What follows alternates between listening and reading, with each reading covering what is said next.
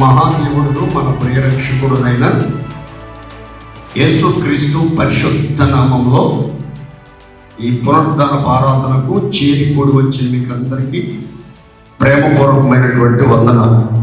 దేవుడు మిమ్మల్ని అందరినీ అన్ని విషయాల్లో ఆశీర్వదించి ఆయురారోగ్యములతో సుఖశాంతులతో వర్ధిల్లజేయునుగాక.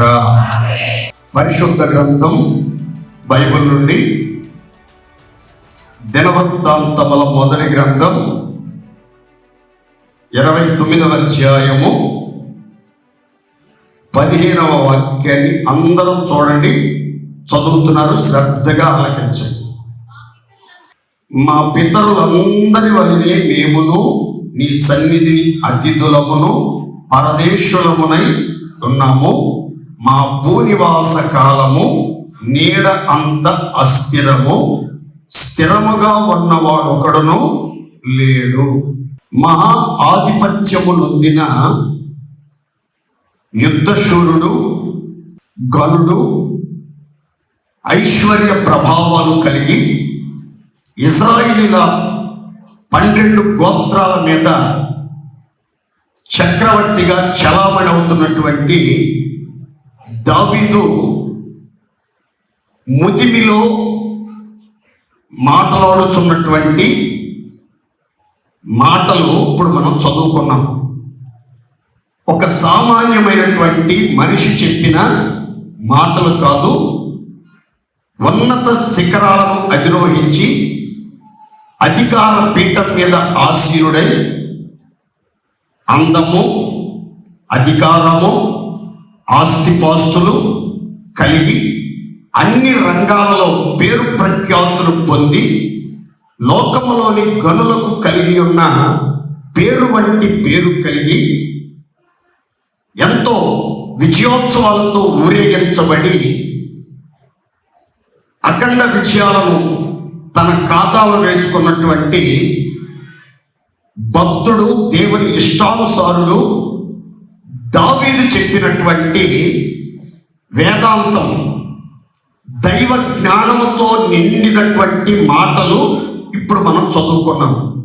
ఏమని చెప్తున్నాడు దావీదు అని అంటే, మేము మా పితరుల వలెనే రాజులైన, సామంతులైన, పండితులైన, పామరులైన, ధనవంతులైన, బలవంతులైన, బుద్ధిమంతులైన ఎవరైనా సరే భూలోకములో నివాసం ఉన్నటువంటి మనుష్య మాత్రులలో ఎవరైనా ఎంతటి గనుడైనా సరే మేమంతా కూడా మా పితరుల వలె భూలోకంలో అతిథులమును పరదేశులమై ఉన్నాము. అతిథులము, పరదేశులము, పరదేశులము, యాత్రికులము, పరవాసులము, పరదేశులమై ఉన్నాము. మా భూ నివాస కాలము నీడ అంత అస్థిరము. భూలోకంలో స్థిరముగా ఉన్నవాడు, శాశ్వతంగా జీవించినవాడు, భూమి పుట్టింది మొదలుకొని యుగాంత వరకు ప్రాణాలతో నిలిచి ఉన్నవాడు ఒక్కడు కూడా లేడు. ఎంత బలవంతుడైనా, ఎంత భక్తిపరుడైనా, ఎంతగా దేవునికి సమీపంగా జీవించిన, ఎంతగా దేవుని కనుసైగలలో నిలిచి దయాదాక్షిణ్యాలు పొందినవాడైనా భూమి మీద స్థిరంగా నిలిచిన వాడు ఒక్కడ కూడా లేడు. మేము భూలోకంలో కేవలం మా పితరులందరి వలె, మా పూర్వీకులందరి వలె మేము కూడా మీ సన్నిధిలో అతిథులము, పరదేశులము. దేవుని స్తోత్రం చెప్పండి గట్టిగా. Just a guest. గుర్తుపెట్టుకోవాలి మీరంతా, మనమంతా జస్ట్ ఏ గెస్ట్. కేవలం మనం భూమి మీద అతిథులము మాత్రమే. అతిథులు, పరదేశులు అనే 2 మాటలు మీకు క్లుప్తంగా వివరిస్తాను, జాగ్రత్తగా వినండి. మన ఇంటికి అతిథులు వస్తారు, హోటల్స్లోనికి అతిథులు వస్తారు, ఏదైనా బిజినెస్ పని మీద, అలాగే పార్టీల్లో పాల్పొంపులు పొందటానికి కూడా అతిథులు హాజరవుతారు. ఇంటికి వచ్చినటువంటి గెస్ట్లైనా, హోటల్ రూమ్లో చేరినటువంటి గెస్ట్లైనా, పార్టీ కార్యక్రమాలలో, ఫంక్షన్లలో, విందులు వినోదాలలో, శుభకార్యాలలో పాల్గొందినటువంటి సెలబ్రిటీలు, ధనవంతులు, బలవంతులు, బంధువులు, రక్త సంబంధులు, పరిచయస్తులు ఎవరైనా సరే వాళ్ళు గెస్ట్లు మాత్రమే, అతిథులు. అతిథులు గురించి మీకు తెలియని వివరాలంటూ ఏమి లేవు.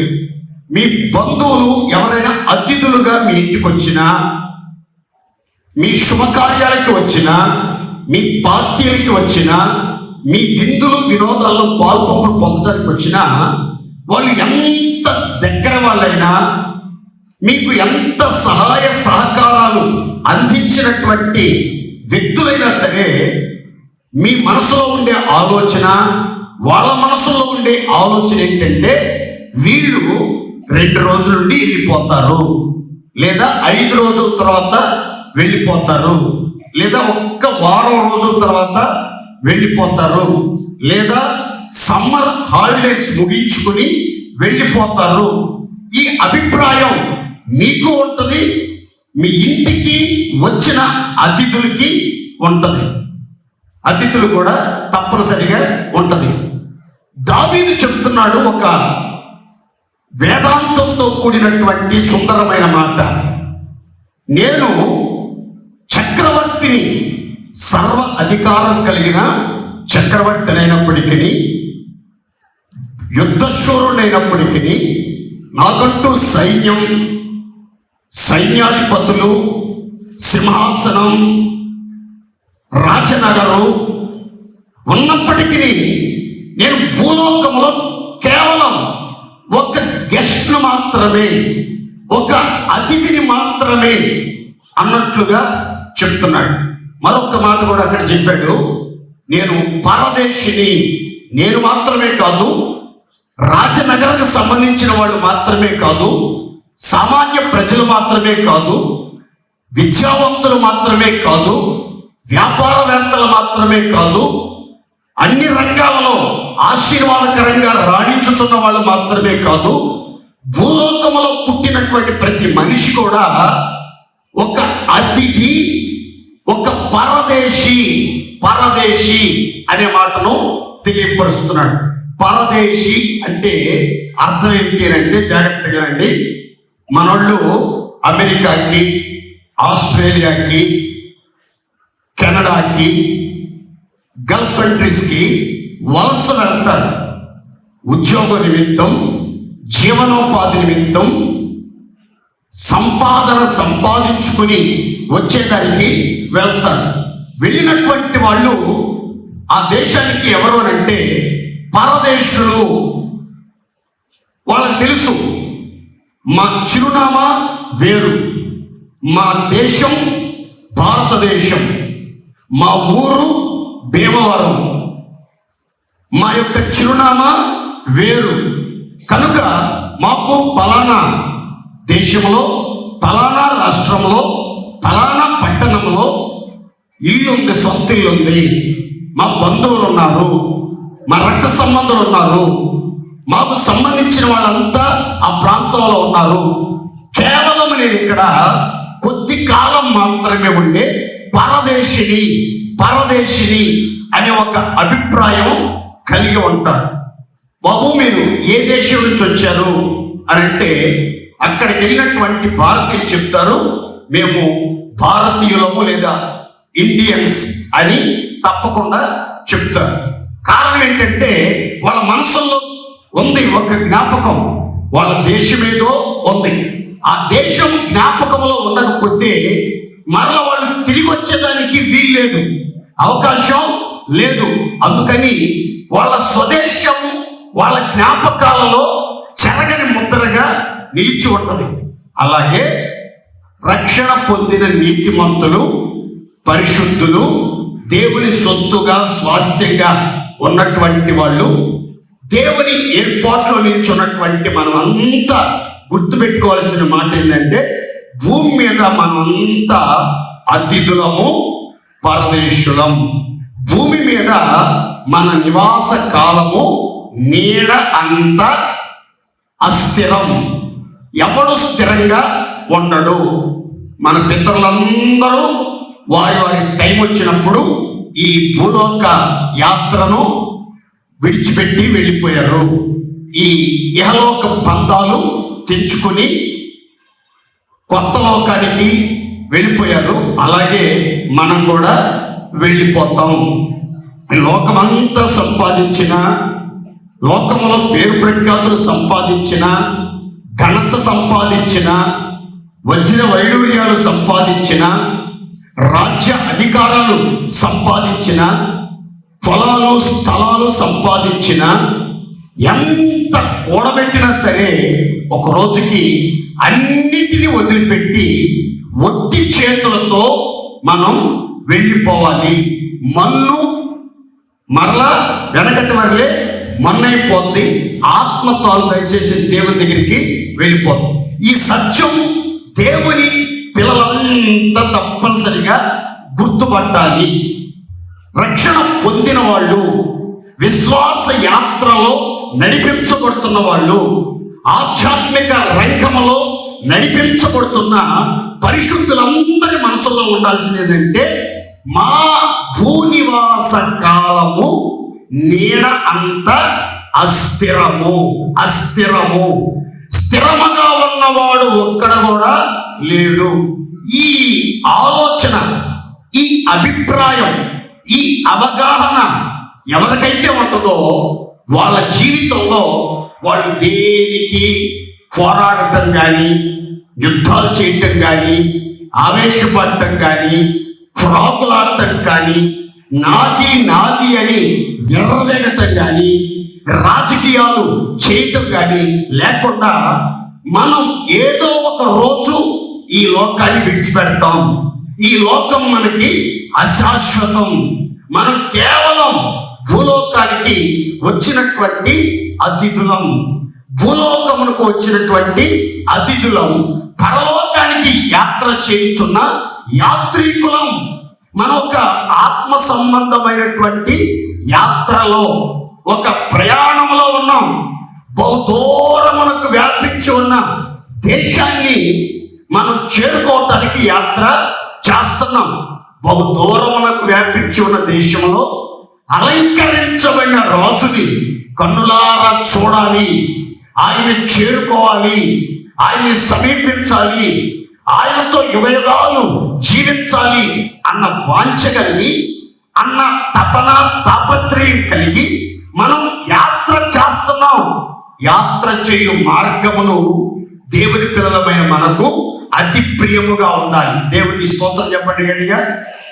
మనకి యాత్ర చేయటం అంటే ఎంతో ఇష్టంగా ఉండాలి. మాకు అప్పుడప్పుడు సంవత్సరానికి ఒకసారో 2 సంవత్సరాలకు ఒకసారో యాత్రా కార్యక్రమాలు పెడతారు. యాత్రా కార్యక్రమాలు యెరూషలేం అని, సింగపూర్ అని, ఆ తర్వాత నైజీరియా అని, ఇట్లా కొన్ని దేశాలకి యాత్ర పెడతారు. అవి మీటింగ్ నిమిత్తం కానీ, లేకపోతే చూడటానికి కానీ, కొన్ని విషయాలు తెలుసుకోవటానికి కానీ యాత్ర పెట్టినప్పుడు ఎంత ఆనందమో, ఎంత ఉత్సాహమో, ఎంత సంతోషంగా ఉంటుందో అంత సంతోషంగా ఉంటాం. ఈ యాత్రలో ఉన్న మనమంతా కేవలం అతిథులం మాత్రమే. కేవలం మనం పరదేశులం. మన దేశం ఇది కాదు. దేవుని స్తోత్రం చెప్పండి గట్టిగా. ఇంతకీ ఈరోజు చెప్పాలనుకున్న సందేశం ఏంటంటే, పరలోక యాత్ర చేయు భక్తులారా చెప్పుడి పరదేశులం. ఏంటది? పరదేశులు అంటే ఏమిటి? పరదేశుల యొక్క అనుభవాలు ఎలా ఉంటాయి? పరదేశులకు కలిగే ఆశీర్వాదాలు ఎలా ఉంటాయి అని వివరాలు నేను మీతో చెప్తాను. జాగ్రత్తగా వినండి. పరదేశులు, పర ప్లస్ దేశీ. పరదేశి అంటే ఇతర దేశానికి సంబంధించిన వాడు లేదా అన్య దేశస్థులు అని అర్థం. ఇతర దేశానికి సంబంధించిన వాళ్ళు అని ఒక అర్థం, అన్య దేశస్థులు అని మరొక అర్థం. రక్షణ పొందిన పరిశుద్ధులకు, విశ్వాసులకు, నీతిమంతులకు ఈ భూలోకం ఒక అన్య దేశం. ఇది ఒక పరదేశం, ఇది ఒక ఫారెన్ కంట్రీ. మనమంతా ఎవరమంటే ఫారినర్స్. ఇప్పుడు భూలోకంలో ఏ దేశంలో ఉన్నా, ఏ పట్టణంలో ఉన్నా, ఏ ప్రాంతంలో ఉన్నా, ఏ భూభాగంలో మనం నివాసం చేస్తున్నా సరే, మనమంతా ఎవరు మీ భూలోకానికంటే మీరు గుర్తుపెట్టుకోండి, ఫారినర్స్. ఎవరు మనం? ఏం చెప్పరు? ఫారినర్స్ అంటే ఎవరనుకుంటున్నారు? పరదేశులు. ఫారినర్స్ అంటే మీకు తెలియదు అనుకుంటున్నారు. నాకు మొన్నదా తెలియదు, మొన్నే తెలుసుకున్నాను. ఫారినర్స్ అంటే ఎవరు? పరదేశులు. చెప్పండి గట్టిగా. ఫారినర్స్ అంటే ఎవరండి? పరదేశులు. జాగ్రత్తగా రండి. పరదేశానికి సంబంధించి క్యాజువల్గా 3 ప్రాముఖ్యమైన విషయాలు చెప్తాను మీకు. అట్లా మనసులో పెట్టేసుకోండి దాన్ని, లేదంటే నోట్బుక్లో రాసేసుకోండి. పరదేశానికి సంబంధించి 3 ప్రత్యేకమైన మాటలు. ఒకటి, ఇక్కడి నుంచి జెరూసలేం వెళ్ళాం, ఇజ్రాయెల్ దేశానికి వెళ్ళాం. అక్కడికి వెళ్తే మనకి కొత్తగా, వింతగా, విచిత్రంగా కనిపించే 3 ప్రాముఖ్యమైన విషయాలు. ఒకటి, వారి యొక్క భాష వేరుగా ఉంటుంది. ఏముంటది? నోతే చెప్పాలి గట్టిగా. ఏముంటది? భాష వేరు. 2, వారి యొక్క వస్త్రధారణ వేరు. వారి యొక్క, చెప్పరు గట్టిగా. 3, వారి యొక్క ఆహారం పద్ధతులు వేరు. వారి యొక్క ఆహార పద్ధతులు వేరు. చూడండి, ఇక్కడ మనం భారతదేశంలో ఒక్కొక్క రాష్ట్రానికి ఒక్కొక్క ప్రాంతీయ భాష, మాతృభాష అనేది ఉంటుంది. నేషనల్ లాంగ్వేజ్ వచ్చి హిందీ. మనలో చాలా మందికి హిందీ రాకపోవచ్చు, కానీ మన రాష్ట్రానికి సంబంధించి ఒక మాతృభాష ఉంది. ఆ భాష మనం అనర్గళంగా మాట్లాడతాం. అయితే మనం ఇప్పుడు యెరూషలేముకి వెళ్ళాం.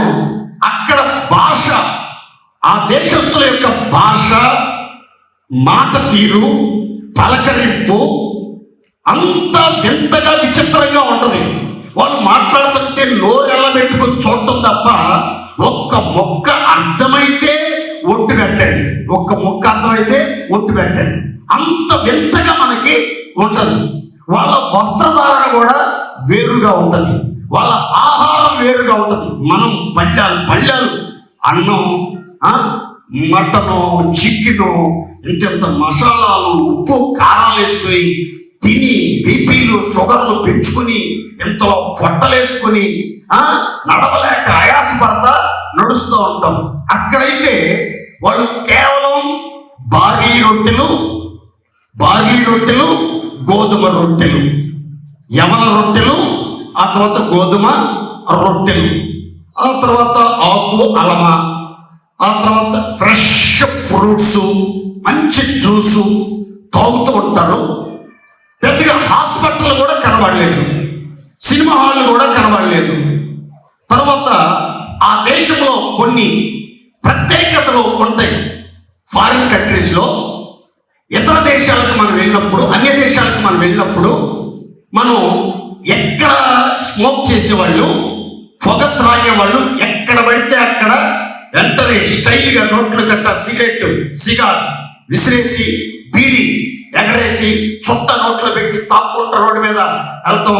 ఉమ్మొస్తే తూక్కమని వేయటం, ఇట్లా పిచ్చి పనులు చేస్తూ ఊరుకోరు. అక్కడక్కడ స్మోక్ కార్నర్స్ అని ఉంటాయి. అక్కడికి వెళ్ళి, ఆ గదిలోకి వెళ్ళి ఆ దమ్ములాగి కాముగా బయటికి రావాలి. అంతేగాని ఎక్కడ పడితే అక్కడ దమ్ము లాగడానికి కానీ, ఆ ధూమపానం సేవించడానికి కానీ, మద్యపానం సేవించడానికి కానీ, తర్వాత ప్రేమికురాల్ని ఒళ్ళో పడుకోబెట్టుకుని ప్రేమ సల్లాపాలు జరిపించడానికి కానీ ఆ ప్రభుత్వాలు ఒప్పుకోవు. ఆ ప్రభుత్వాలు ఒప్పుకోవు. ఒక్కొక్క ప్రభుత్వానికి, ఒక్కొక్క దేశానికి ఒక ప్రత్యేకమైనటువంటి ఆ విధి విధానాలు, పద్ధతులు, కట్టడాలు, క్రమాలు ఉంటాయి. అలాగే వాళ్ళ వస్త్రధారణ వేరు, వాళ్ళ ఆహారం వేరు, వాళ్ళ భాష వేరు. అలాగే నీతిమంతుల యొక్క, పరిశుద్ధుల యొక్క, రక్షణ పొందిన ఆత్మీయుల యొక్క జీవితంలో భాష వేరుగా ఉండాలి, వస్త్రధారణ వేరుగా ఉండాలి, ఆహార వ్యవహార శైలి వేరుగా ఉండాలి. దేవుడికి స్తోత్రం చెప్పండి గట్టిగా. కొంతమంది రక్షణ పొందిన వాళ్ళని మనం చూస్తే వాళ్ళు మాట్లాడే భాష దైవ భాష, దెయ్యం భాష. కృతజ్ఞత వచ్చిన మాట్లాడుతున్నారా, బూతులు మాట్లాడుతున్నారా, పోకిరి మాటలు మాట్లాడుతున్నారా, అపవిత్రమైన ఒట్టి మాటలు, వ్యర్థమైన మాటలు మాట్లాడుతున్నారు. మనకు అర్థం కాదు అసలు వీళ్ళు మాట్లాడే భాష ఏంటి. వీళ్ళు అసలు ఫారినర్సేనా? ఫారినర్స్ తగినట్లు వీళ్ళు ప్రవర్తిస్తున్నారా? పరదేశం తగినట్లుగా ప్రవర్తిస్తున్నారా? వీళ్ళ మాట ఏంటి? ఎక్కడ ఊరు బయట వాళ్ళు ముష్టోళ్ళ భాషలాగా ఉందే, కొంచెం తేడాగా ఉన్నారు వీళ్ళు అనేటట్లుగా మన భాష ఉండకూడదు. నేను ఒక పాస్టర్ గారిని ఎరుగుతున్నాను. ఒక పాస్టర్ గారి పెద్దగా చదువు లేదు, కానీ వాక్యం బాగా చెప్తాడు. ఆయన కొన్ని ప్రాంతాలకు వచ్చినప్పుడల్లా చెప్తాడు, నేను ఈ ప్రాంతానికి వచ్చి భాష నేర్చుకున్నాను, నేను చాలా తెలుసుకున్నాను అంటాడు. మరి ఏం భాష మారిందో నాకు అర్థమై సాగు. అదే చెక్కిలి భాష, అదే చెక్కిలి భాష మాట్లాడతాడు. కానీ ఆ భాషలో పెద్ద మార్పేమి నాకు కనబడాల. ఎప్పుడు పెద్ద మార్పేమి కనబడాల. నా మాట నుండి దేవుణ్ణి నమ్ముకున్న తర్వాత, దేవుని సన్నిధికి వచ్చిన తర్వాత, పరిశుద్ధులు అని పిలువబడుతున్న తర్వాత మన భాష చాలా జాగ్రత్తగా ఉండాలి. మాట తీరు చాలా జాగ్రత్తగా ఉండాలి. మాట్లాడే ప్రతి మాట వినసొప్పుగా, ఇంపుగా, రుచికరంగా, కృపాసహితంగా, ఉప్పు వేసినట్లు ఎల్లప్పుడూ రుచిగా ఉండాలి. కానీ ఎగుటు కొట్టినట్లుగా చేదు మాటలు, కంపు మాటలు, కలవరపరిచే మాటలు, దుర్భాషలు ఏవి మన నోట రాకూడదు. దుర్భాష ఏది మన నోట రాకూడదు. మన నోట నుంచి వచ్చి ప్రతి మాట దేవదూతల భాషలాగా, దైవ భాషలాగా, పరలోక సంబంధుల భాషలాగా ఉండాలి. అలాంటి కృప దేవుడు మనకు దయచేయునుగాక. గట్టిగా హల్లెలూయా. ట్రెడిషనల్ డ్రెస్సెస్ కేరళ ఇదేమనుకోండి, కేరళలో వాళ్ళకు ఒక స్పెషల్ డ్రెస్ ఉంటుంది. అక్కడ స్పెషల్ నాట్యం ఉంటుంది, స్పెషల్ కార్యక్రమాలు ఉంటాయి. మనం వంటలో సన్ఫ్లవర్ ఆయిల్, తర్వాత వేరుశనగాయలు వాడతాం. వాళ్ళు కోకోనట్ ఆయిల్ వాడతారు. వాళ్ళు చాలా ఆరోగ్యంగా ఉంటారు, అందంగా కూడా ఉంటారు, చాలా చక్కగా ఉంటారు. వాళ్ళ యొక్క సంస్కృతులు, సాంప్రదాయాలు చాలా డిఫరెంట్గా ఉంటాయి. అలాగే మనం అంతా ఫారినర్స్ కాబట్టి మనకు కూడా ఒక స్పెషల్ డ్రెస్ కోడ్ అనేది ఒకటి ఉండాలి. దేవుని పిల్లల యొక్క డ్రెస్ కోడ్ ఏంటంటే, బైబిల్ చెప్తుంది, పరిశుద్ధులు ఎల్లప్పుడూ తెల్లని వస్త్రాలు ధరించాలి. దేవుడి స్తోత్రం చెప్పండి గట్టిగా. కొంచెం సంతోషం చెప్పండి గట్టిగా. ఆ తెల్లని వస్త్రాలు ధరించాలి. అంతేగాని అద్దాల డ్రెస్సులు, చంకీల డ్రెస్సులు, ఆ తర్వాత ఫుల్ మేకప్, ఆ తర్వాత చెప్పులు కానీ చిక్కుల దాకా మ్యాచింగ్లు, ఆ తర్వాత ఐబ్రో చేయటం, ఫేషియల్ చేయటం, ఆ తర్వాత నెయిల్ ఈ వేళ గోర్లకి రంగులు వేయటం, ఇక్కడి నుంచి ఇక్కడ దాకా గోరింటాకులు పెడతాం. ఇక్కడి దరిద్రపు వేశాలు దేవుని పిల్లలు ఇవ్వడం. దేవుని పిల్లల యొక్క వస్త్రధారణ ఎప్పుడు చూసినా పరిశుద్ధులు తగినట్లుగా తెల్లని వస్త్రాలు ధరించాలి. దేవుని స్తోత్రం చెప్పండి గట్టిగా. ఆ తర్వాత పరదేశుల యొక్క ఆహారం కూడా డిఫరెంట్గా ఉంటుంది. ఉంటుంది. అలాగే మనం యేసుక్రీస్తు చెప్పారు, మనుషుడు రొట్టె వలన మాత్రము కాదు, దేవుని నోట నుండి వచ్చు ప్రతి మాట వలన బ్రతుకుతాడు. అంటే మనం పరదేశులం కాబట్టి, అతిథులం కాబట్టి, గెస్టులం కాబట్టి, యాత్ర చేస్తున్న యాత్రికులు కాబట్టి మన ఆహారం కూడా ఏమై ఉండాలంటే నిత్య జీవాన్ని కలుగజేసే జీవాహారాన్ని మనం భుజించాలి. పరలోకపు మన్నాను మనం భుజించాలి. ఆ వాక్య ఆహారం చేత మనం బలపరచబడి, పోషించబడి, జీవించుచు అనేకులకు స్ఫూర్తిదాయకంగా, ఆశీర్వాదకరంగా మనం నడిపించబడాలి. భక్తుడు దావీదు చెప్తున్నాడు, మేము మా పితరులందరి వలె భూలోకంలో అతిథులము, పరదేశులము.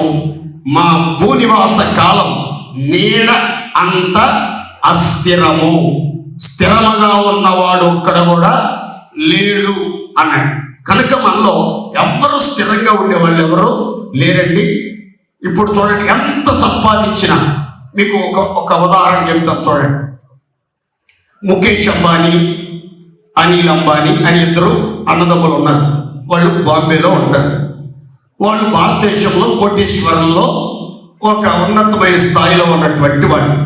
వాళ్ళ నాన్న ధీరుభాయ్ అంబానీ, ఆయన ఈ లోకాన్ని విడిచిపెట్టి వెళ్ళిపోయాడు. ఇప్పుడు కొంతకాలానికి ముఖేష్ అంబానీ వెళ్ళిపోతాడు, అనిల్ అంబానీ వెళ్ళిపోతాడు, వాళ్ళ కొడుకులు వెళ్ళిపోతారు. ఎంత సంపాదించినా, ఎంత కూడబెట్టినా, ఎంత లగ్జరీగా ఈ లోకంలో జీవించినా, సంపాదించి ఏది తీసుకెళ్లకుండా ఒట్టి చేతులతో ఎప్పుడు వెళ్ళిపోతారో కూడా తెలియకుండా క్షణాల్లో చిలక ఎగిరిపోద్ది, కనబడకుండా మాయమైపోతాం.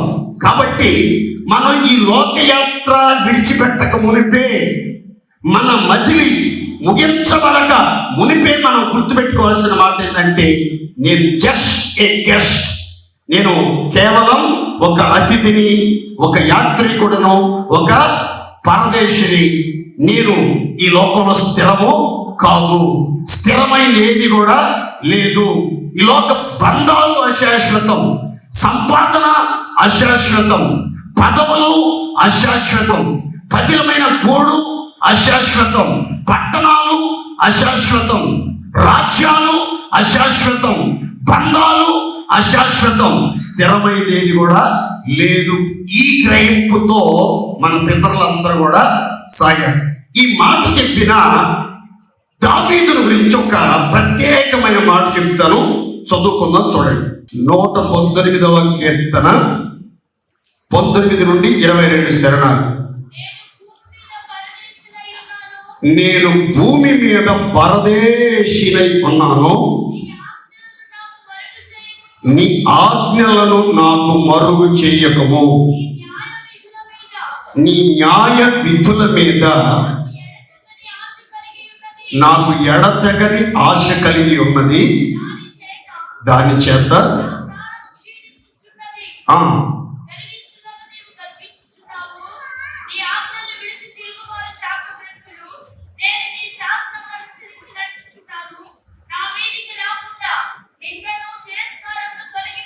అందరూ చప్పట్లు కొట్టి దేవుడు మహిమపడతాడు గట్టిగా. ఇక్కడ జాగ్రత్తగా వినాలి. దావీదు చెప్తున్నటువంటి శ్రేష్టమైనటువంటి మాటలు. నేను భూమి మీద పరదేశినై ఉన్నాను, నీ ఆజ్ఞలను నాకు మరుగు చెయ్యొద్దు. నీ న్యాయ విధులు మీద నేను ఎడతెగని ఆశ పెట్టుకున్నాను. నీ ఆజ్ఞలను నేను మరిచాననుకో, నీ ఆజ్ఞలను నేను విడిచిపెట్టి తిరిగాననుకో, నేను శాపగ్రస్తుడైపోతాను, నేను గర్విష్ఠుడైపోతాను. లేనిపోని నిందలు, తిరస్కారాలు నా మీదకి అధికంగా వచ్చేస్తాయి. కానీ నేను పరదేశిని స్వామి, అతిథిని స్వామి, యాత్ర చేయించున్న వ్యక్తిని మాత్రమే. నీ ఆజ్ఞలు నాకు మరుగు చేయొద్దు. నీ న్యాయ విధులు, నీ శాసనాలు, నీ కట్టడలు నాకు మరుగు చేయొద్దు. భూలోకములో నిన్ను నమ్మి నీ యందు విశ్వాసం ఉంచి ఎవరైనా ఆజ్ఞలను విడిచి తిరిగితే, నీ శాసనములను అనుసరించక మానితే, నీ న్యాయ విధుల మీద ఆశ పెట్టుకొనకపోతే వారి బ్రతుకు నిందలతో, అవమానాలతో, తృణీకారాలతో, తిరస్కారాలతో అస్తవ్యస్తమై, శాపగ్రస్తమై, ప్రతికూలమైన పరిస్థితుల మధ్యలో, కన్నీటి లోయలో, కష్టాల కడలిలో తన జీవితాన్ని వెళ్ళబుచ్చే అవకాశం ఉంది. కాబట్టి అయ్యా, నన్ను ఒక్కసారి దృష్టించండి. నాకున్న ఎడతగని ఆశంతా నీ న్యాయ విధులు, నీ కట్టడలు, నీ శాసనాలు మీదే నేను ఆశ పెట్టుకున్నాను. కాబట్టి నేను భూమి మీద పరదేశిగా ఉన్నాను. నాకు నీవు నియమించిన కట్టడలను అనుసరించి, న్యాయ విధులను అనుసరించి, ధర్మాన్ని అనుసరించి నేను ప్రవర్తిస్తాను. నేను భూమి మీద బ్రతికినంత కాలం నా మీదకి నిందలు రాకుండా తొలగించండి, తిరస్కారం రాకుండా తొలగించండి, తృణీకారం రాకుండా తొలగించండి, అవమానం రాకుండా దొర్లించండి. అన్ని విషయాల్లో నన్ను కాపాడండి. నేను బ్రతికినంత కాలం నీ శాసనాలని అనుసరించి నడుచుకుంటున్నాను. నీ న్యాయ విధుల మీదే ఆశ పెట్టుకుని బ్రతుకుతున్నాను. నీ ఆజ్ఞలను కంఠములో ఊపిరున్నంత వరకు నేను మరిచి తిరిగేవాడను కాదు. నేను బ్రతికి ఉన్నంత కాలం కలలోనైనా మెలకువగా ఉన్న నీ ఆజ్ఞల్నే తలంచుకుంటాను, నీ శాసనాలనే అనుసరిస్తాను, నీ న్యాయ విధుల చొప్పున నడుచుకుంటాను. కారణం, నేను రాజునైనప్పటికీ, మహారాజునైనప్పటికీ, అధికారం నా చేతిలో ఉన్నప్పటికీ, అన్ని అందుబాటులో ఉన్నప్పటికీ, నేను భూమి మీద జస్ట్ ఏ గెస్ట్ అన్న సంగతి నాకు తెలుసు. నేను పరదేశిని మాత్రమే అని ఒప్పుకున్నట్లుగా బైబిల్ గ్రంథం చెప్తుంది. ప్రియులారా, మన జీవితంలో పరదేశులుగా, అతిథులముగా, యాత్రికులముగా, పరవాసము చేయు ప్రజలుగా మనం జీవించినప్పుడు మన జీవితాల్లో కలిగే ఆశీర్వాదాలు ఒక 2 మాటలు చెప్పిన తర్వాత, పరదేశి యొక్క ఆధ్యాత్మిక స్థితిగతులు ఎలా ఉంటాయి, పరదేశంలో ఉండాల్సిన మూల స్తంభాల లాంటి 4 శ్రేష్టమైనటువంటి మాటలు నేను క్లుప్తంగా చెప్తాను. అందరూ చదువుకుందాం, గమనించండి. 146వ కీర్తన 9వ శరణం, మొదటి వరుస, 10వ శరణం. 10 ఏలును సియోను, నీ దేవుడు తరములన్నింటను రాజ్యము చేయును. తలల పైకి చూడండి, ఇక్కడ రాయబడి చక్కని మాట చెప్తారు. యెహోవా పరదేశులను కాపాడువాడు. ఆయన ఎంతకాలం కాపాడుతాడు?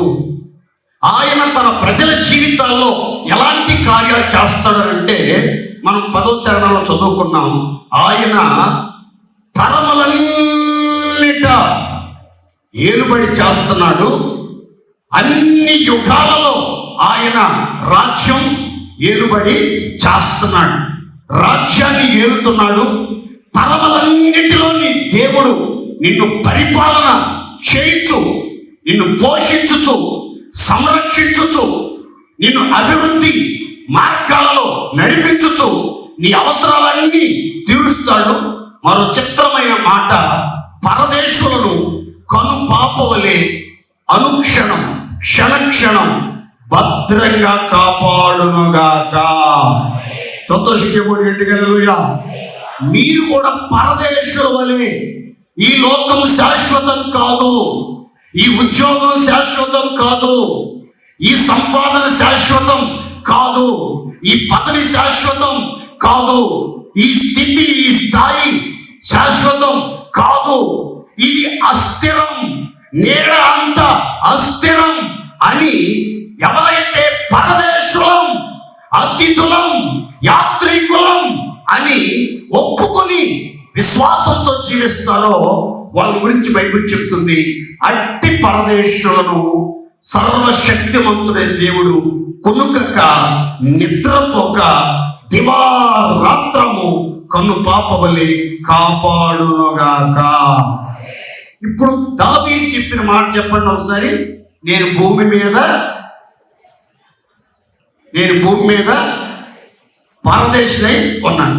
అందుకని ఆ పరదేశిని దేవుడు ఎలా కాపాడాడు అనే మాట మనం బైబిల్లో చదివితే, దావీదు ఎక్కడికి వెళ్ళినను అతని దేవుడైన యెహోవా అతనితో కూడా ఉండి అతనిని కాపాడుచూ ఉండెను.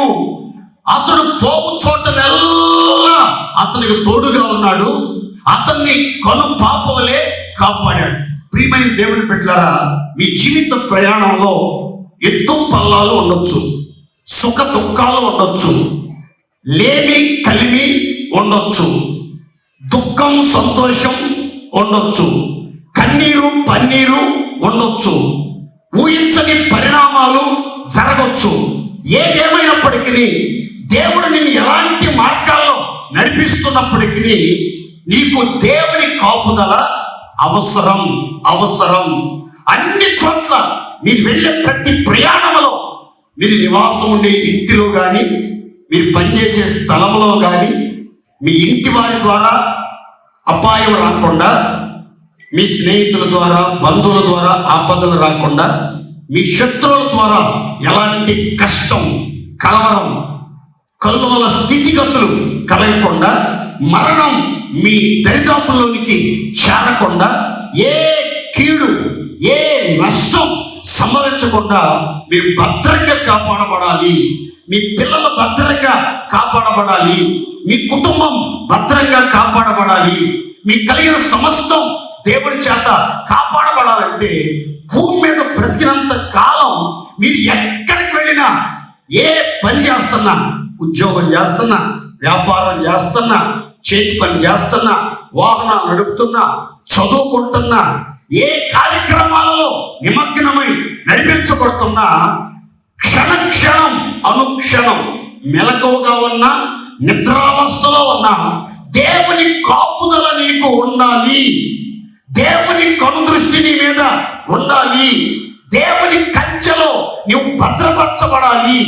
దేవదూతల సంరక్షణలో నీవు క్షణక్షణం కాపాడబడాలంటే భూమి మీద మనం అంతా ఎలా జీవించాలంటే, బతికినంత కాలం పరదేశులుగా బ్రతికితే, ప్రభువుకి అప్పగించుకొని నడిపించబడితే, ప్రభువుకి ఇష్టమైన మార్గాలలో నడిపించబడితే, యేసయ్యా మేము అతిథులమయ్యా, మేము యాత్రికులమయ్యా, మేము పరదేశులమయ్యా, నీవు మమ్మల్ని పాలించండి, తరములన్నిట మమ్మలను రాజ్యం చేయండి, మీ రాజ్యంలో మీ సామ్రాజ్యంలో మాకు కావలసిన సంతోషం సమాధానం సమృద్ధి అనుగ్రహించి కాపాడండి.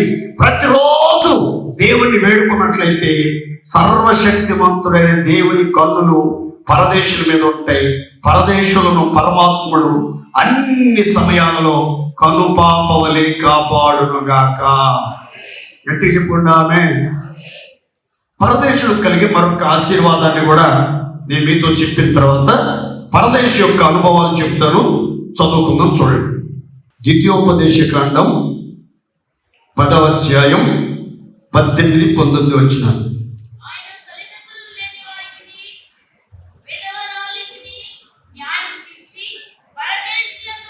నోట్ చేసుకోండి. పరదేశియందు దయ ఉంచి అన్న వస్త్రములను దయచేయువాడు. మీరు ఐగుప్తు దేశములో పరదేశులై ఉంటిరి కనుక పరదేశిని జాలి తలచుడి. ఒక 2 రెఫరెన్స్ రాసుకునే వాళ్ళు నేను మీకు వివరిస్తాను. ఇందులో నిర్గమకాండం 22వ అధ్యాయం 21వ వచనం, నిర్గమకాండం 23వ అధ్యాయం 9వ వచనం. దేవుడట మనుషుల పైరూపాన్ని లక్ష్య పెట్టడు. ఆయన పరమ ప్రభువు, పరమదేవుడు.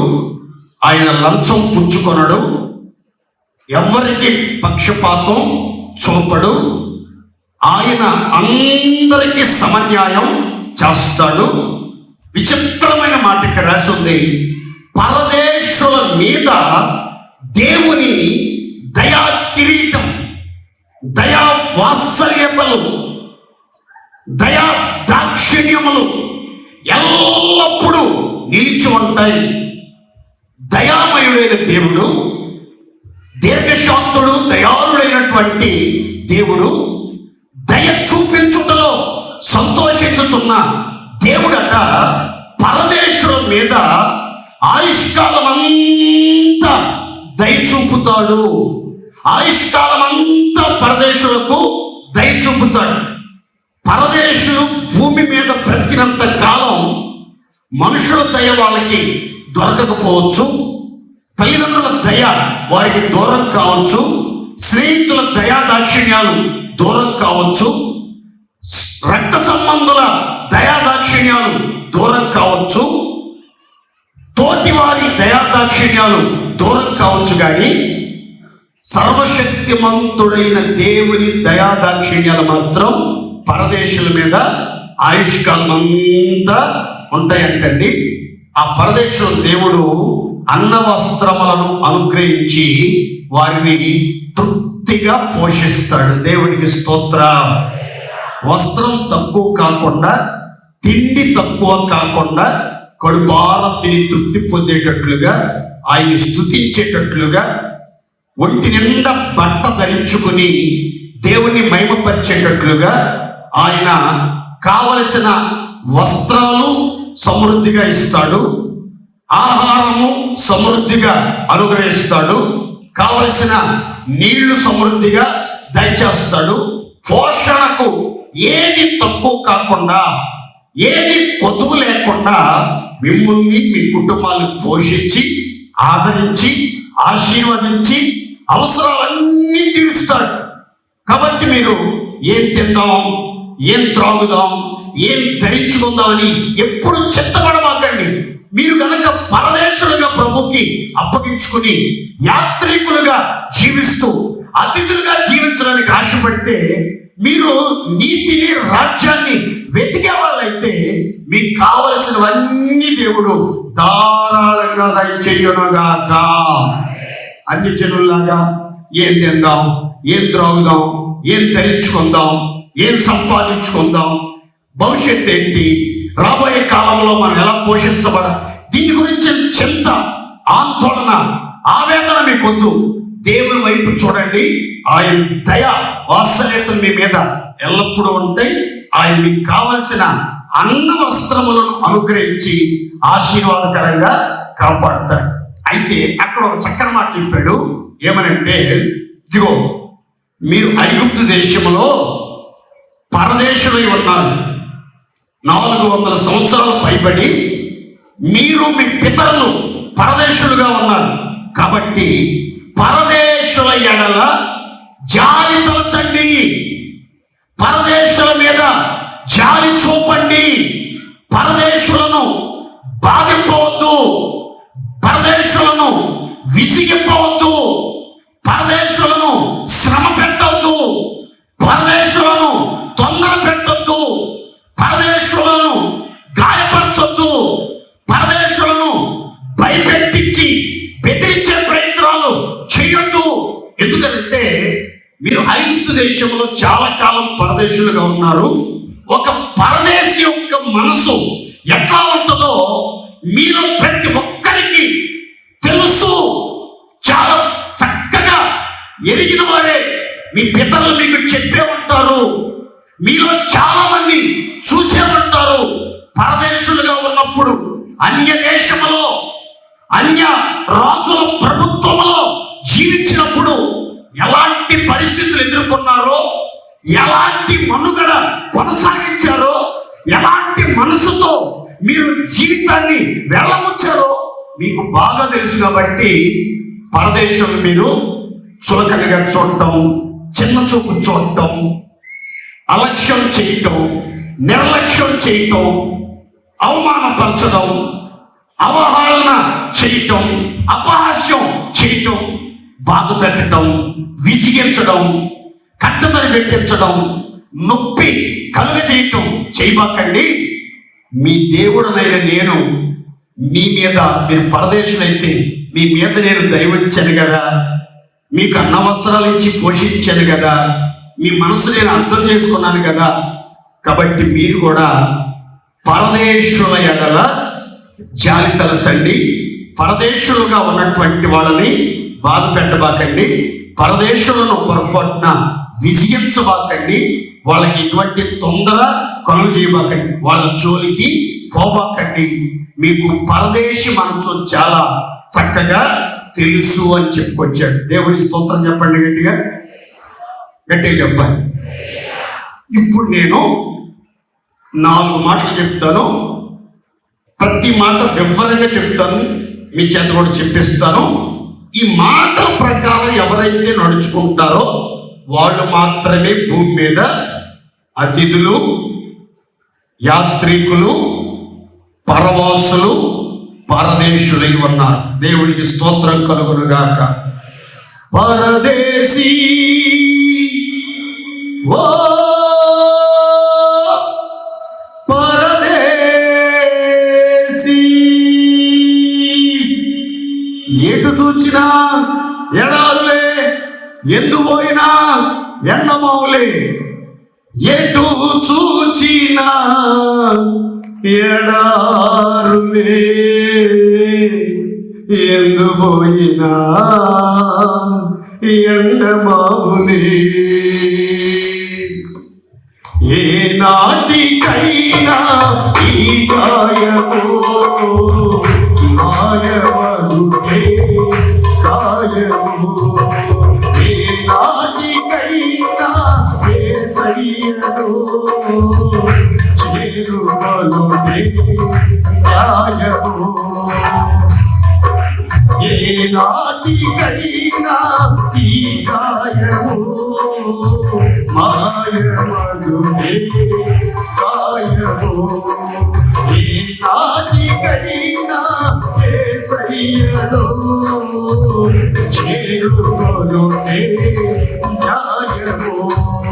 యేసు రక్తమే జయము, సిలువ రక్తమే జయము, సిలువ రక్తమే జయము. యేసు రక్తమే జయము, సిలువ రక్తమే జయము. యేసు రక్తమే జయము, సిలువ రక్తమే జయము. యేసు రక్తమే జయము, యేసు రక్తమే జయము, సిలువ రక్తమే జయము. యేసు రక్తమే జయము, సిలువ రక్తమే జయము. యేసు రక్తమే జయము, సిలువ రక్తమే జయము. పరదేశీ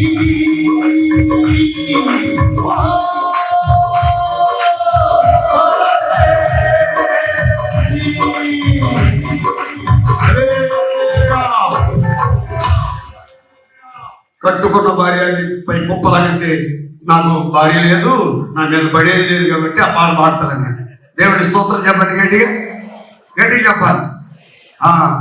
ఈశ్వర్ గారు చెప్పాడు, ఆయన భార్య ఆయన మీద తిరగబడ్డప్పుడు ఆయన రాసుకున్నాడు, నీకెందుకు పెళ్లి పేరంట లేని వాళ్ళకి ఆ పాటలో అది. అందుకని మన సందర్భం ఎంతవరకు అంటే అంతవరకు. ఇప్పుడు మనం ఎక్కడ ఉన్నాం? పరదేశంలో ఉన్నాం. దేవుని స్తోత్రం చెప్పండి గట్టిగా. అక్కడ వరకు ఆగిపోదాం మనం. రైట్. ఇప్పుడు పరదేశ యొక్క నిజమైన పరదేశంలో ఉండాల్సిన లక్షణాలు మనం ధ్యానం చేద్దాం. పేతురు రాసిన మొదటి పత్రిక 2వ అధ్యాయం 11-12 వచనాలు చదువుకుందాం.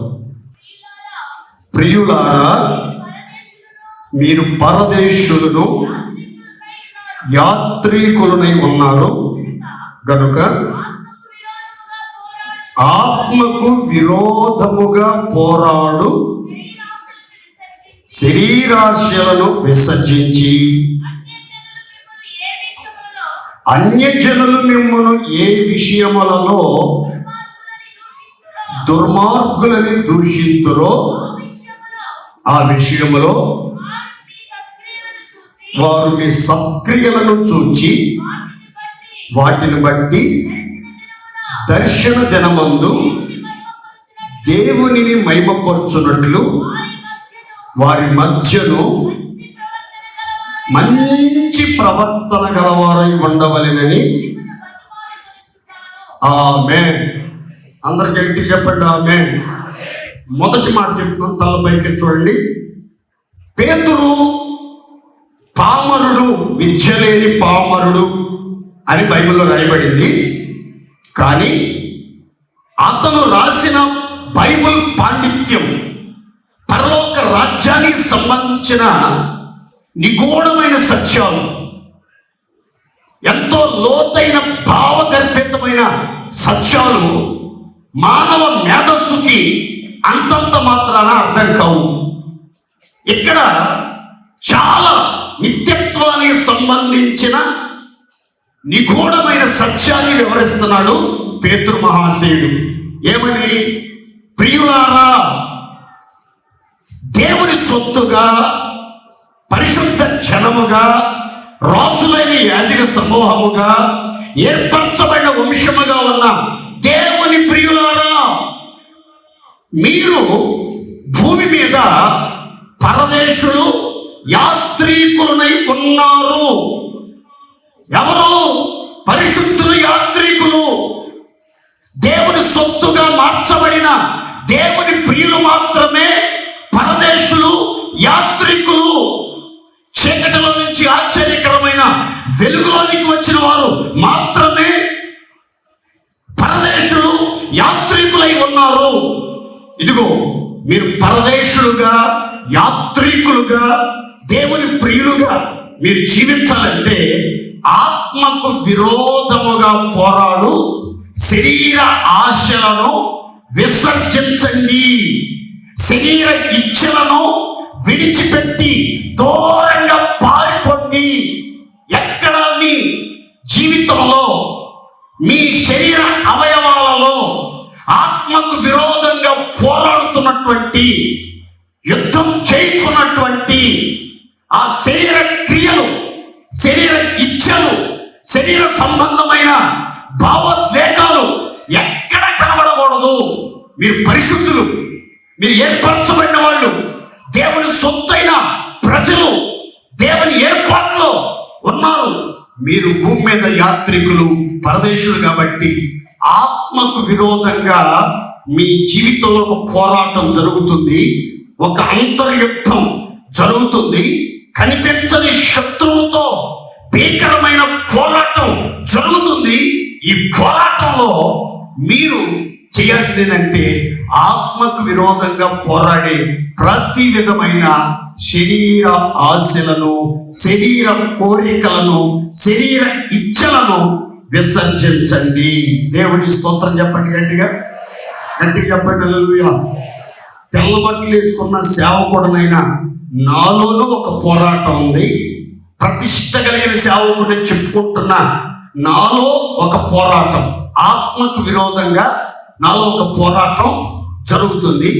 మీలో పెళ్లి చేసుకున్నా, పెళ్లి చేసుకోవడానికి సిద్ధపడుతున్నా, అంతా అయిపోయి ఇక కాటికి కాళ్ళు జరిపే స్థితిలో ఉన్నా, మీ జీవితంలో కూడా కనబడని శత్రువుతో పోరాటం, కనబడని శత్రువుతో పోరాటం. ఎందుకంటే భూలోకంలో ఉన్నాం, ఉప్పు కారం తింటున్నాం, శివుడు రక్తం ప్రవహిస్తుంది. కాబట్టి ప్రతి ఒక్కరిలో కోరికలు పుట్టలాగా ఉద్భవిస్తూ ఉంటాయి. ఈ వెంట్రుక మనలో చెమ్మన్నంత వరకు పెరుగుతూనే ఉంటుంది. చచ్చిన తర్వాత కూడా కొన్ని గంటల వరకు ఈ వెంట్రుకలు పెరుగుతూనే ఉంటాయి. ఈ షేవింగ్ చేయకపోతే వెంట్రుకలు పెరుగుతాయి. అలాగే చచ్చేదాకా శరీరంలో ఆరోగ్యం లేకపోయినా, బలం లేకపోయినా, సత్తువ లేకపోయినా, సామర్థ్యం లేకపోయినా, మనసు మాత్రం మలినమై కోరికలతో పోరాడుతూ ఉంటుంది. అందుకే దైవజనుడు అనేటువంటి పౌలు చెప్తాడు, అయ్యో మరణమునకు లోనగు ఇట్టి దౌర్భాగ్యమైన శరీరము నుండి నన్ను ఎవడు విడిపిస్తాడు? ఎవడు విడిపిస్తాడు అని ఒక గగ్గోలు పెట్టి ఏడ్చినట్లుగా మనం లేఖనంలో చదువుతాం. నేను మేలు చేయాలనుకుంటున్నాను, నేను చేయాలనుకున్న మేలు చేయకుండా కీడు చేసేస్తున్నాను. పరిశుద్ధంగా బ్రతకాలనుకుంటున్నాను, పాపపు ప్రేరణలు, పాపపు కోరికలు, పాపపు ప్రేరేపణలు నాలో అధికముగా వచ్చి నన్ను దేవునికి దూరం చేసేస్తున్నాయి. దేవుని ముఖాన్ని నాకు మరుగు చేసేస్తున్నాయి. దేవుని సన్నిధి నా మీదకి రాకుండా అడ్డుపడుతున్నాయి. ఎందుకు ఇలా జరుగుతుంది, ఎందుకు ఇలా జరుగుతుంది అని ఆవేదన తెలియజేసినట్లుగా మనం లేఖనంలో చదువుకుంటాం. విశ్వాస ఆత్మీయ యాత్రలో నడిపించబడుతున్న దైవ జనాంగమా, ఎంత భక్తి చేసినా, ఎంత ప్రార్థన చేసినా, ఎంత బైబుల్ చదివినా, ఎంత ఉన్నత ఉపదేశాలు వింటున్నా, ఎంతగా దేవునికి దగ్గరగా ఉండాలి, దేవుని వలె మారిపోవాలి, దేవుణ్ణి సంతోషపరచాలి, దేవునికి ఇష్టమైన బిడ్డగా, ముద్దు బిడ్డగా జీవించాలని కోరుకున్న ఒక ప్రక్క శరీర ఆశలు మన ఆత్మకు విరోధంగా పోరాడుతూనే ఉంటాయి. ఇది ఎవ్వరికి తెలియదు. అమ్మో పద్దాక గదిలో ఉంటారు, తలుపు వేసుకుంటారు, దేవుడితో మాట్లాడతారు, దైవ దర్శనాలు వస్తాయి, దేవుడు వాళ్ళ పక్కనే ఉంటాడు, దేవుడు వాళ్ళని ఏర్పరచుకున్నాడు, వాళ్ళు ప్రతిష్టమైన పాత్రలని అందరూ చెప్పుకునేది వేరు. వ్యక్తిగత జీవితంలో అనుభవించే పోరాటాలు వేరుగా ఉంటాయి. అయితే ఇక్కడ పేతురు చెప్తున్నాడు, ఆత్మకు విరోధముగా పోరాడే శరీర ఆశలను మీరు విసర్జించండి. ఇలా విసర్జించి మీరు ఏం చేస్తారంటే సత్క్రియలు కలిగి, మంచి ప్రవర్తన కలిగి, మీరు అన్యజనుల మధ్యలో, నామకార్థ క్రైస్తవుల మధ్యలో, మీ బంధువుల మధ్యలో, మీ స్నేహితుల మధ్యలో, మీ ఇరుగు పొరుగు వాళ్ళ మధ్యలో మంచి ప్రవర్తన కలిగి సత్క్రియల వెలుగును విరచిమ్ముతూ జీవించారనుకోండి.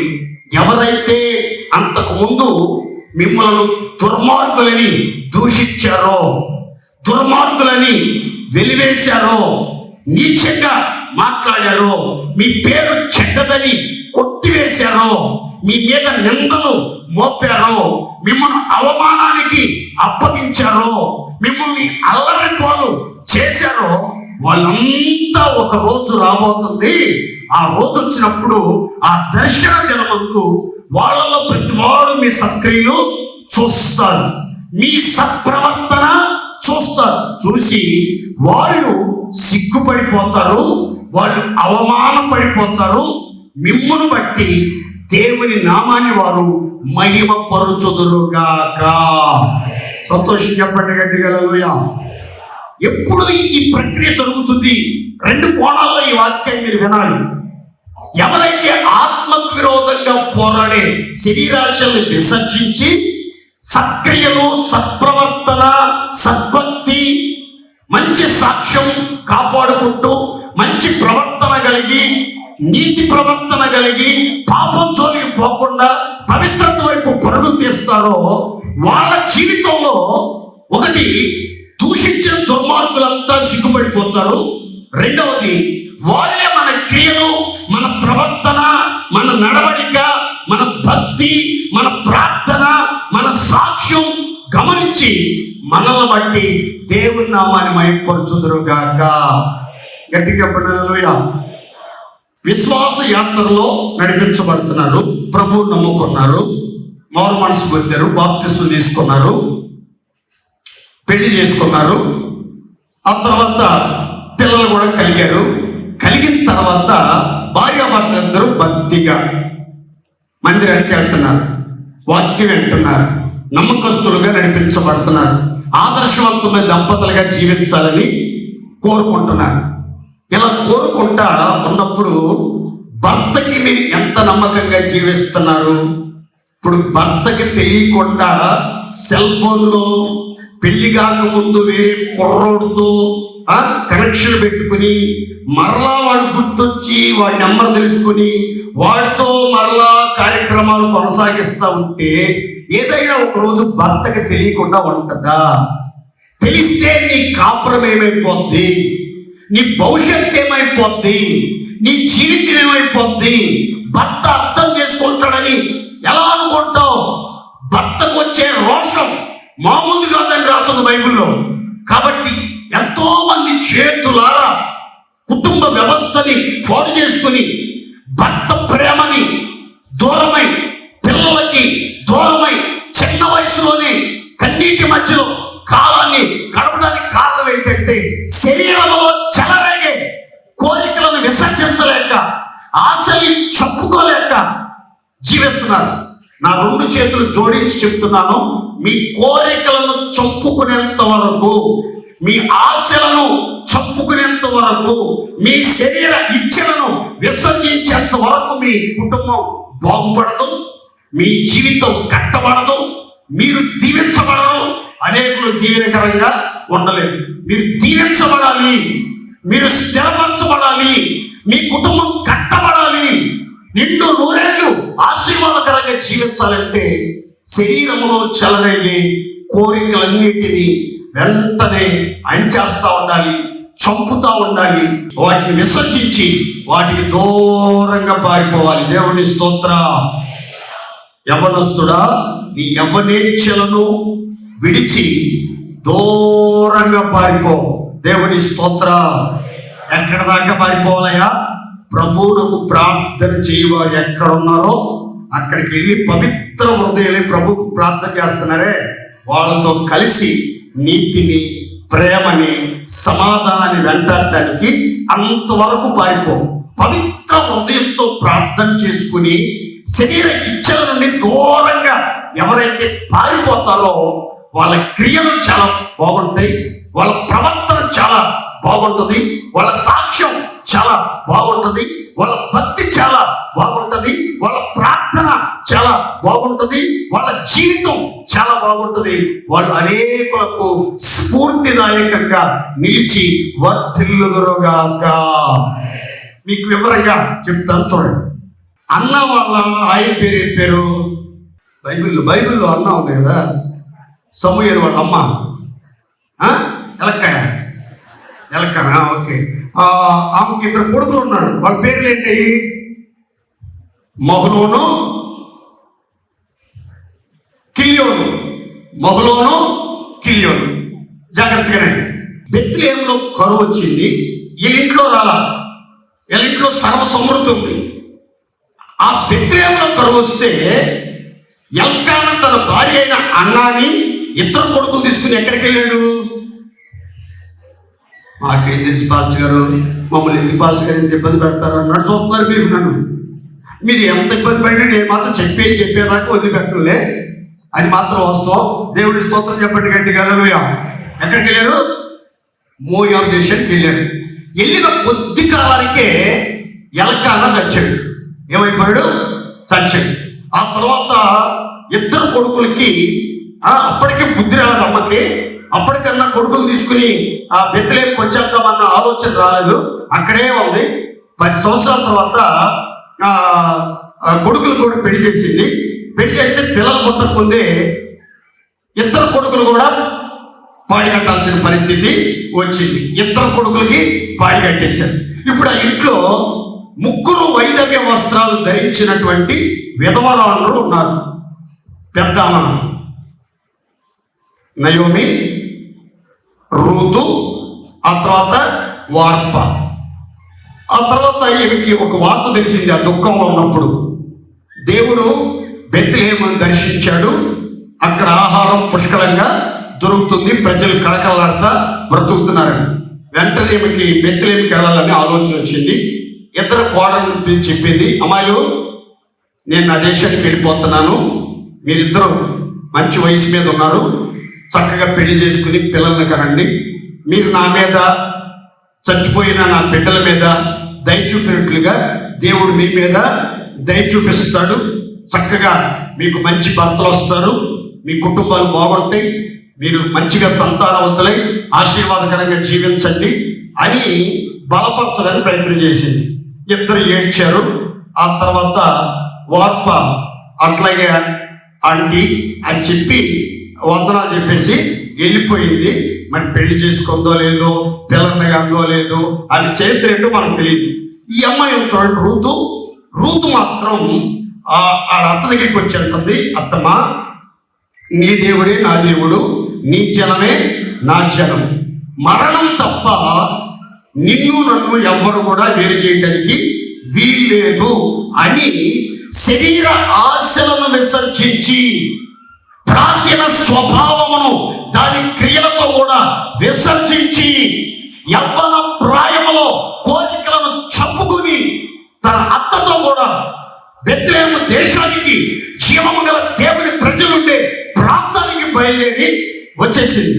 వస్తానంటే అత్త గుర్తుపెట్టింది, ఓ అమ్మాయికి నాతో రావటానికి మనసు కుదిరినట్టుంది, బలవంతం చేయటం మంచిది కాదు అనుకుంది. ఆ కోడలు తీసుకుని వచ్చింది.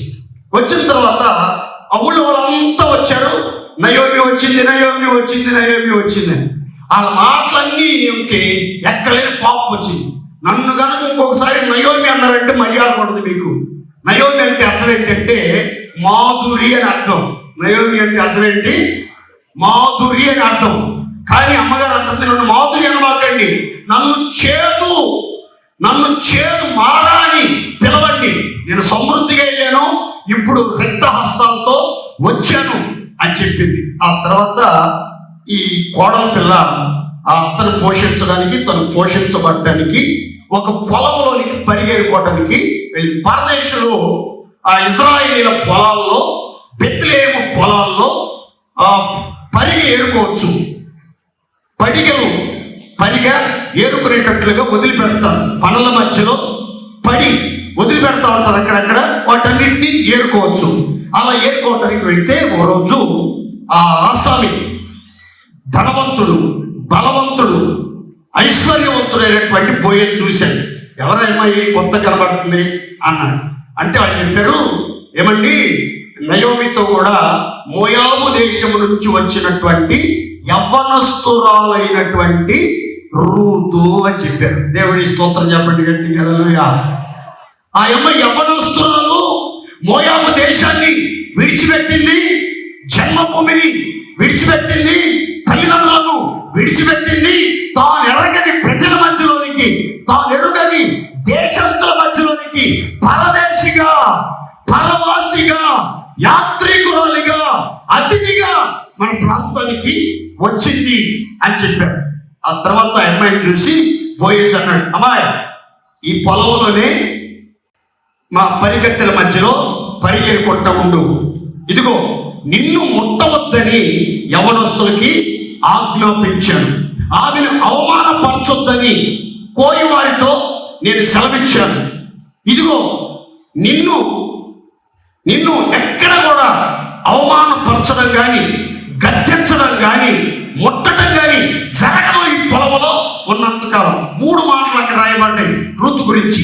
నిన్ను ముట్టొద్దని యవనస్తులకు చెప్పాను, నిన్ను అవమానపరచకూడదని కోత కోసే వారికి చెప్పాను, నిన్ను గద్దించవద్దని నా దాసులకు ఆజ్ఞాపించాను అన్నాడు. ఆ తర్వాత రూతు ఈ బోయజు ఎదుట మోకాళ్ళలోని ఒక విచిత్రమైన మాట చెప్పింది. మీరు చూడాలి అందరూ. అయ్యా, ఏమి తెలిసి పరదేశినైన నా మీద లక్ష్యముంచున్నట్లు నీకు కటాక్షము కలిగెను. నీవు నీ పనికత్తెల్లో నేను ఒకదాన్ని కాకపోయినా నన్ను ఎంతగానో ఆదరించావు, నాతో ప్రేమగా మాట్లాడుతున్నావు, నన్ను ముట్టొద్దని యవనస్తులకు ఆజ్ఞాపించావు, నన్ను అవమానపరచొద్దని కోయవారికి సెలవిచ్చావు, నన్ను గద్దించొద్దని మీ దాసులకు ఆజ్ఞ ఇచ్చావు.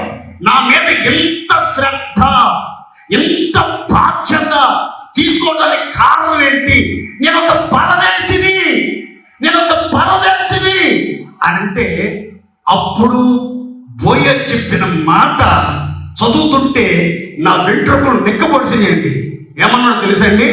బోయజ్ అమ్మాయి చూసి, అమ్మాయి నీవు యెహోవా చేత దీవించబడిన దానవు, కొద్దివారిని కానీ గొప్పవారిని గాని యవ్వనస్తులను నీవు వెంబడింపక మునుపటి నీ సత్ప్రవర్తన కంటే వెనకటి నీ సత్ప్రవర్తన మరీ ఎక్కువైనది.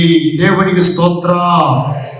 నీ వయసులో ఉన్నటువంటి వాళ్ళు, అందమైనటువంటి శరీర దారుఢ్యం కలిగినటువంటి వాళ్ళు, కొద్ది వాళ్ళనో గొప్ప వాళ్ళనో డబ్బున్న వాళ్ళనో మిడిల్ క్లాస్ వాళ్ళనో వెంబడించి వాళ్ళ పంచం చేరి పోషించబడటానికి, అవసరాలు తీర్చుకోవటానికి, వాళ్ళ జీవనాన్ని గడపడానికి ప్రయత్నం చేస్తారు. కానీ నీవు ఇంత దీన దశలో ఉన్నా, నీకు ఏ అండ ఆధారం లేకపోయినా, నీకు భరోసా ఇచ్చేవాళ్ళు, అభయం ఇచ్చేవాళ్ళు, పోషించేవాళ్ళు ఎవరు లేకపోయినా, నీ వయసుని అడ్డం పెట్టుకోలేదు, నీ కోరికలను తీర్చుకోవడానికి నువ్వు ప్రయత్నం చేయలేదు, నీ మునుపటి ప్రవర్తన కంటే ఇప్పుడు నీ ప్రవర్తన చాలా పవిత్రంగా, చాలా నీతిగా, చాలా యథార్థంగా కాపాడుకున్నావు. ఏ క్యారెక్టర్ నీ క్యారెక్టర్. నీ గురించి ఎక్కడ చూసినా గుట్టలుగా గుసగుసలాడుకుంటున్నారు. నా ప్రజలంతా నీ గురించే మాట్లాడుకుంటున్నారు. నా ప్రజలలో కూడా లేని నీతి, యథార్థత, పవిత్రత, ప్రార్థన, శరీరాశలు విసర్జించి నీతిగా, రోషంగా బ్రతకాలన్న ఆ తీర్మానం, ఆ నిబంధన నన్ను ఎంతగానో ఆకర్షించాయి.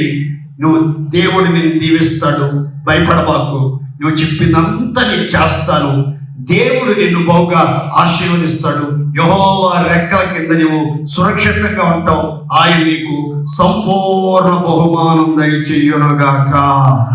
గట్టిగా హల్లెలూయా. ఎవరైతే శరీర ఆశలను విసర్జిస్తారో, ఆత్మకు విరోధంగా పోరాడే శరీరాశలు, విధవరాళ్ళైనా, పెండ్లైనోళ్ళైనా, యవనస్తులైనా, టీనేజ్లో ఉన్న వాళ్ళైనా, భార్యను కోల్పోయిన వాళ్ళైనా, భర్తని కోల్పోయినటువంటి వాళ్ళైనా, భర్తతో కాపురం చేస్తూ కుటుంబ వ్యవస్థని నడిపించుకుంటున్న వాళ్ళైనా, అవసరాలు తీర్చుకోవటానికో, ఘనత పొందటానికో, సంపాదన మీద అత్యాశతోనో ఎలాంటి శరీరాశలకు పాల్పడకుండా, దేవుని నామానికి అవమానకరంగా ప్రవర్తించకుండా, ఆత్మకు విరోధంగా పోరాడే శరీరాశలు విసర్జించి పరదేశులుగా జీవిస్తే దేవుని కటాక్షం, దేవుని ప్రేమ, దేవుని ఆదరణ, దేవుని యొక్క ఆజ్ఞ, దేవుని యొక్క ఆశీర్వాదాలన్నీ మీ మీద, మీ కుటుంబం మీద ఆయుష్కాల దినములన్నింట నిలిచి ఉండునుగాక. సంతోషంగా పోటీ గట్టిగా హల్లెలూయా. ప్రియులారా, మీరు పరదేశులు, యాత్రికులై ఉన్నారు కాబట్టి ఆత్మకు విరోధంగా పోరాడి శరీరాశలను విసర్జించి మంచి ప్రవర్తన కలిగి, సత్ప్రవర్తన కలిగి, కొద్దివారిని గొప్పవారిని ఎవరిని వెంబడించకుండా, శరీర కోరికలను తీర్చుకోవటానికి వెంపర్లాడకుండా, అవకాశం కోసం ఎదురు చూడకుండా, అన్ని విషయాల్లో దైవ భయం కలిగి, నీతి, యథార్థత, పవిత్రత కలిగి జీవించండి. దేవుడు మీ పక్షంగా గొప్ప కార్యాలు జరిగించునుగాక. రెండో మాట చెప్తాను, చదువుకుని చూడండి. పేతురు రాసిన మొదటి పత్రిక 1వ అధ్యాయం 17వ వాక్యం. పక్షపాతము లేకుండా క్రియలను బట్టి ప్రతి వానికి తీర్పు తీర్చువాడు తండ్రి అని మీరు ఆయనకు ప్రార్థన చేయుచున్నారు గనుక మీరు పరదేశులై ఉన్నంత కాలము భయముతో గడపండి. చప్పట్లు కొట్టి దేవుడు మహిమపరచండి. గట్టిగా సంతోషంగా చప్పట్లు కొట్టాలి. చేతులు రెండు పైకి చేయండి, స్తోత్రం చెప్పండి. హల్లెలూయా. పరదేశులమో ప్రియులారా, మన పొరమిది కాదిప్పుడు, నిజముగా పొరమిది కాదిప్పుడు. పరదేశులమో ప్రియులారా, మన పొరమిది కాదిప్పుడు, నిజముగా పొరమిది కాదిప్పుడు. పరదేశులమో ప్రియులారా,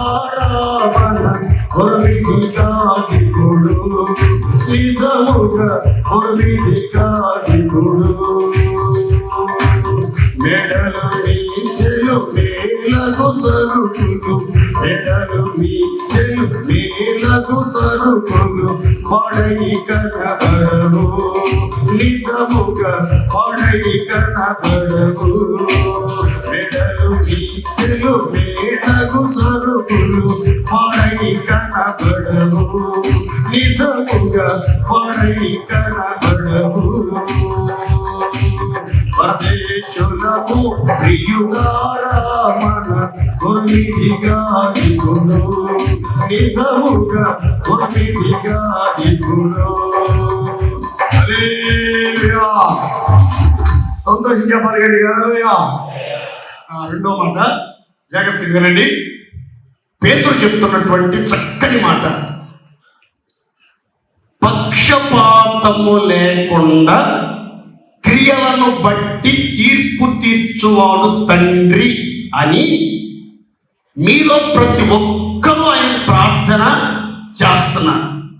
మనం ప్రార్థన చేసే తండ్రి జ్యోతిర్మయుడకు తండ్రి, పరలోకమందు ఆసీనుడైనటువంటి తండ్రి ఎవరు అంటే పక్షపాతము లేకుండా క్రియలను బట్టి తీర్పు తీర్చే దేవుడు. దేవుడి స్తోత్రం చెప్పండి. అర్థమైన వాళ్ళు, పరలోకము తండ్రికి పక్షపాతం ఉండదండి.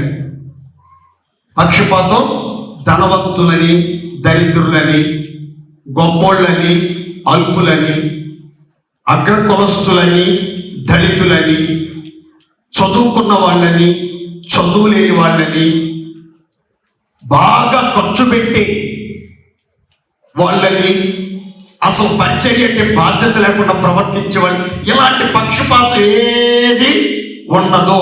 ఆయన క్రియల్లో పక్షపాతం ఉండదు, ఆయన ప్రేమలో పక్షపాతం ఉండదు, ఆయన చేసే కార్యాల్లో పక్షపాతం, అందరినీ పక్షపాతం లేకుండానే ప్రేమిస్తాడు. పక్షపాతం లేకుండానే న్యాయాన్ని జరిగించే గొప్ప దేవుడు మనం ఆరాధిస్తున్న సర్వశక్తిమంతుడైన పరలోకపు తండ్రి. దేవుడికి స్తోత్ర. మీలో ఎంతమందికి సంగతి తెలుసు? మనం ప్రార్థన చేస్తున్న పరలోకపు తండ్రి క్రియలను బట్టి పక్షపాతం లేకుండా కార్యాలు జరిగిస్తాడని ఎంతమంది తెలుసు? ప్రార్థన ఆలకిస్తాడని తెలుసు. ఎవరి ప్రార్థన ఆలకిస్తాడు? ఎవరికి ప్రతిఫలం ఇస్తాడు? ఎవరికి స్పందిస్తాడు అని అంటే అక్కడ రాసి పక్కనమాట, క్రియలను బట్టి, ప్రవర్తనను బట్టి, జీవిత విధానాన్ని బట్టి, పరిశుద్ధతను కాపాడుకునే రీతిని బట్టి, సాక్ష్యాన్ని కాపాడుకునే రీతిని బట్టి, పరిమళ వాసనగా జీవించే విధానాన్ని బట్టి దేవుడు మీకు ప్రతిఫలం ఇస్తాడు. క్రియలు సరిగా లేకుండా పాపిష్టి క్రియలు, దుష్ట క్రియలు, అంధకార సంబంధమైన క్రియలు, పాపపు క్రియలు, వ్యభిచారపు క్రియలు, అన్యాయపు క్రియలు జరిగిస్తే దానికి సంబంధించినట్లుగానే ఆయన ప్రతిఫలం దయచేస్తాడు.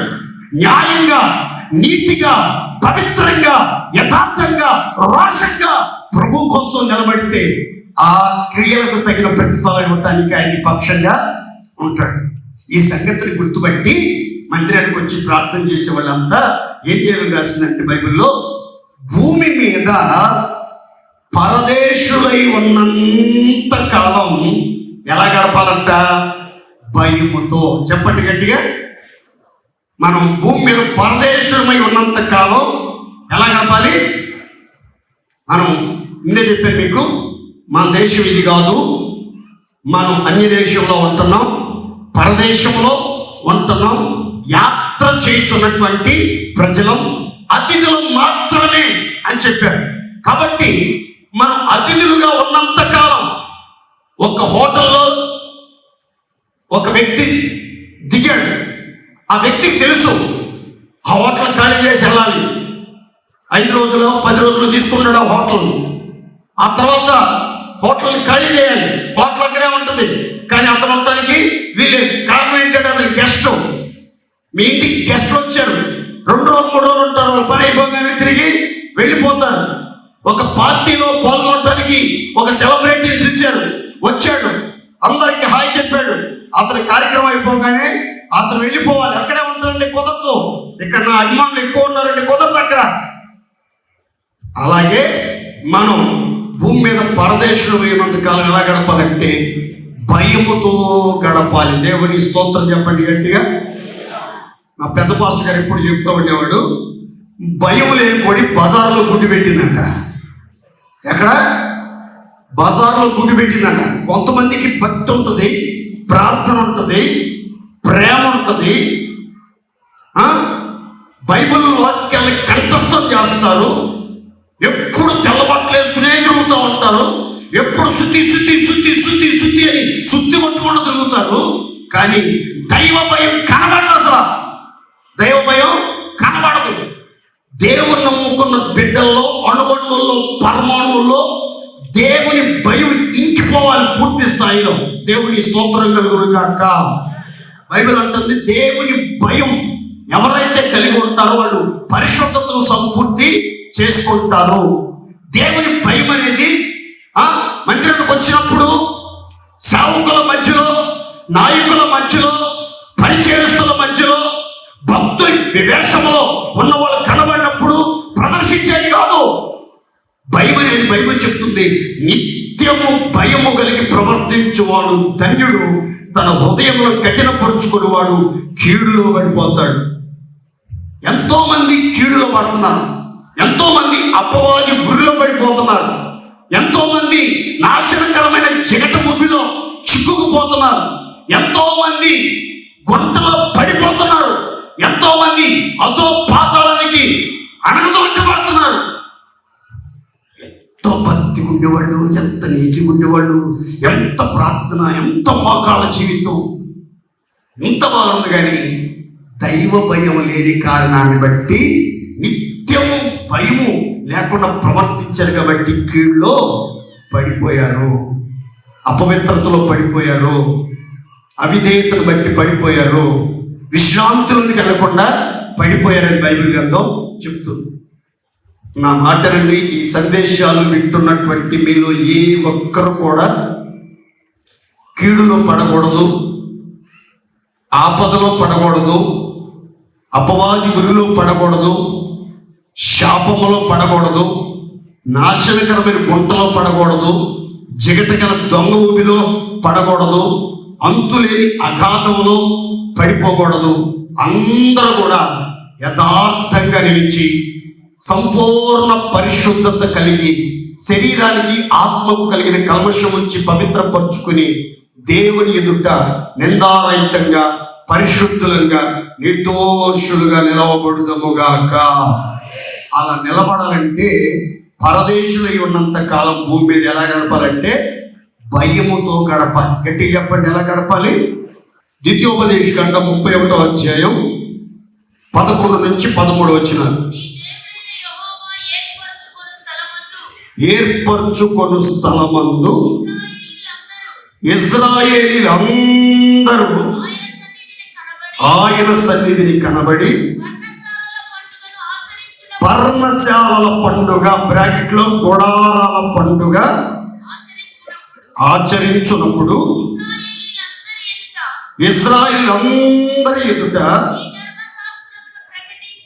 ఈ ధర్మశాస్త్ర వాక్యములను ప్రకటించి వారికి వినిపించాలి. మీ దేవుడైన యెహోవాకు భయపడి ఈ ధర్మశాస్త్ర వాక్యములను అనుసరించి నడుచుకున్నట్లు పురుషులేమి, స్త్రీలేమి, పిల్లలేమి, మీ పురములలో, పట్టణములలో, గ్రామములో ఉన్న పరదేశులేమి వాటిని విని నేర్చుకొనుటకై అందరినీ పోగు చేయాలి. అలాగు నేర్చుకున్నప్పుడు దానిని ఎరుగని వారి సంతతి వారికి వారు విని మీరు స్వాధీనపరుచుకొనుటకు యోర్దాను దాటబోచున్న దేశమున బ్రతుకు దినములన్నీ మీ దేవుడైన యెహోవాకు భయపడుట నేర్చుకొందురుగాక. చప్పట్లు కొట్టండి గట్టిగా.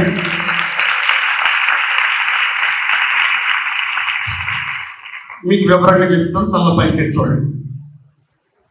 పితరులైనటువంటి ఇశ్రాయేలీయులు పండగలు చాలా అంగరంగ వైభవంగా జరుపుకునేవాళ్ళు. ఇశ్రాయేలీల పండగలలో 7 పండగలు చాలా ప్రాముఖ్యమైనవి.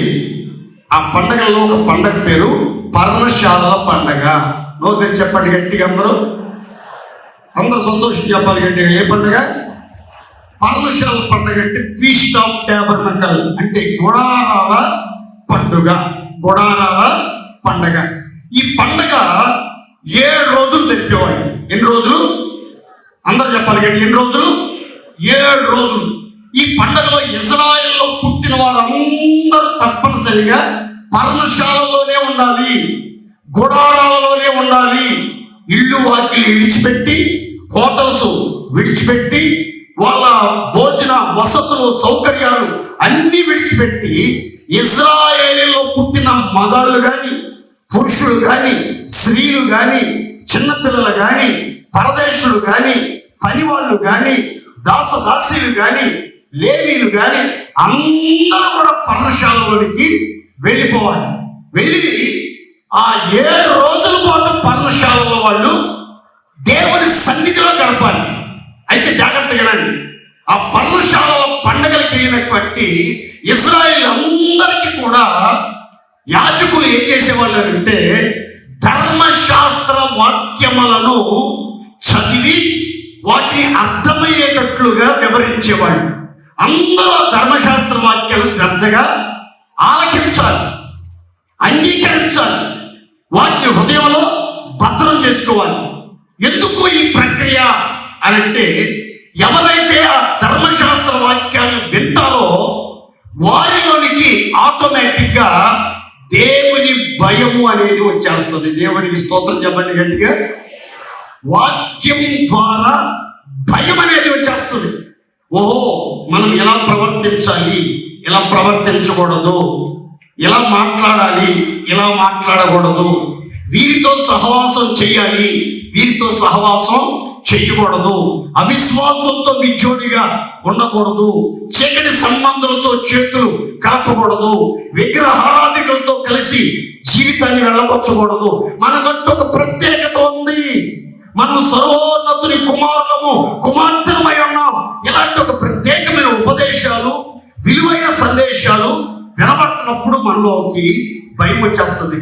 మనం భయపడటం నేర్చుకుంటాం, మన పిల్లలు భయపడటం నేర్చుకుంటారు. అయితే ఎవరికైతే దేవుని భయం లేదో ఆ ప్రజలందరికీ కూడా మీరు తెలియజేసేటట్లుగా, మీరు ఆ సంగతులు వినిపించి వాళ్ళను కూడా దేవుని భయముతో నడిపించేటట్లుగా మీరేం చేస్తారంటే యోర్దాను దాటి వాగ్దత్త దేశంలోనికి వెళ్ళబోతున్నారు.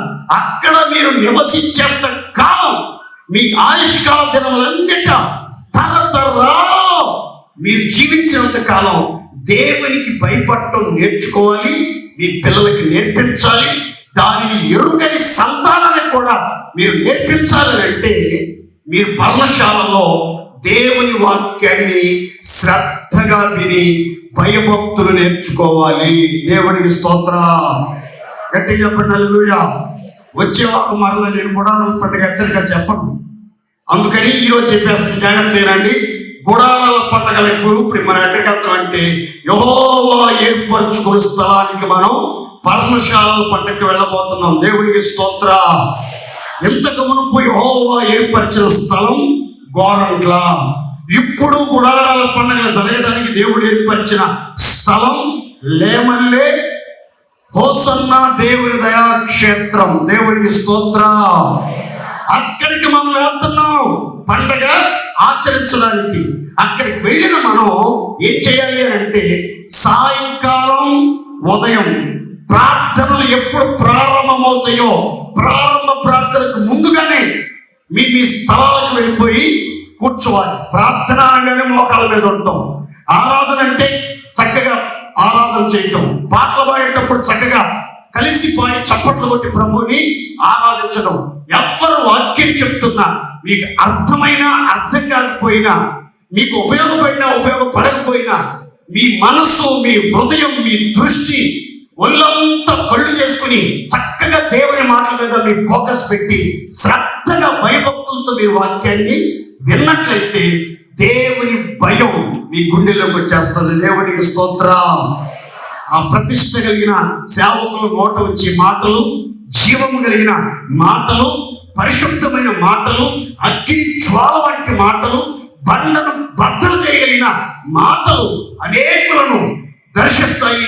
అనేకుల జీవితాల్లో విప్లవాత్మకమైన పరివర్తన కలుగు చేస్తాయి. కనుక ప్రతి ఒక్కరు శ్రద్ధగా ఉదయ సంధ్యను దేవుని వాక్యాన్ని విని దేవునికి భయపడుట నేర్చుకుందాం. భూమి మీద పరదేశులైనంత కాలం భయముతోనే గడుపుతూ ప్రార్థన చేయొచ్చు దేవుని యొద్ద నుండి ప్రతిఫలాలు పొందుకొనిదముగాక. గట్టి చెప్పండి హల్లెలూయా. భయభక్తులు లేకుండా ఎన్ని ప్రార్థనలు చేసినా, ఎంత ఆరాధన చేసినా, రాత్రంతా యాకోబులాగా పోరాడినా ఏ ఫలితం ఉండదు. అందుకని భయభక్తులు కలిగి వాక్యాన్ని విని వాక్యానుసారంగా మీరు ప్రార్థన చేస్తే దేవుడు గొప్ప కార్యాలు జరిగిస్తాడు. దేవుడి స్తోత్రం చెప్పండి గట్టిగా. సంవత్సరం అంతా బస్తాలు బస్తాలు బస్తాలు బస్తాలు బియ్యం తిన్నాము. చెరువుల్లో చేపలు తిన్నాము, సముద్రంలో రొయ్యలు తిన్నాము, పీతలు తిన్నాము, నత్తలు తిన్నాము, గొర్రెలు తిన్నాము, మేకలు తిన్నాము. అంత బాగా ఉంది. 4 రోజులు కూడా అక్కడికి వెళ్ళి నాకు గుడ్డు రాలేదండి, సాంబార్లో ముక్కలు రాలేదండి, క్యారెట్ ముక్క, ములక్కాయ రాలేదండి నాకు అని గోల్బాల్ చేయబాకండి. గుడ్లు వస్తే తినండి, ఇంకో గుడ్డే మరలా సంవత్సరం కదా వచ్చేది. ఇట్లాంటి లేటి పనులు చేయబాకండి.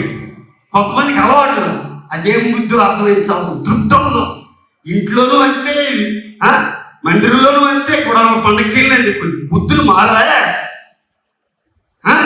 దేవుడి స్తోత్రం చెప్పండి గట్టిగా. ఆయన గోల్ చేయబాకండి. కొంచెం కడుపు కాల్చుకుని, నడుము కట్టుకుని, నోరు కుట్టుకుని, ఉపవాసం ఉండి ఒక్కరోజు 24 hours చక్కగా ప్రార్థనలో గడపండి.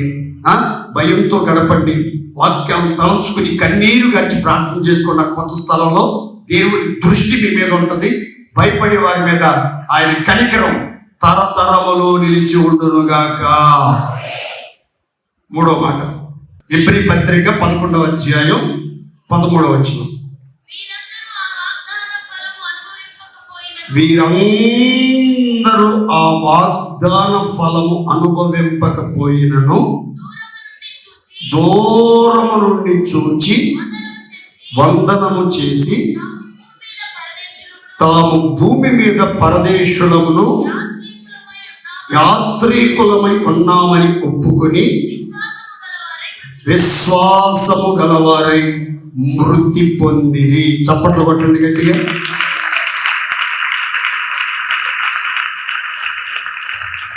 తొమ్మిదవ వచనాన్ని మీరు ఇంటికి వెళ్ళిన తర్వాత చదువుకోండి. అబ్రహాము, ఇస్సాకు, యాకోబు వీరు వాగ్దానానికి వారసులైనప్పటికీ వారు వాగ్దత్త దేశములో అన్య దేశంలో ఉన్నట్లుగా పరవాసులై ఉన్నారు, పరదేశులై ఉన్నారు అని రాసింది.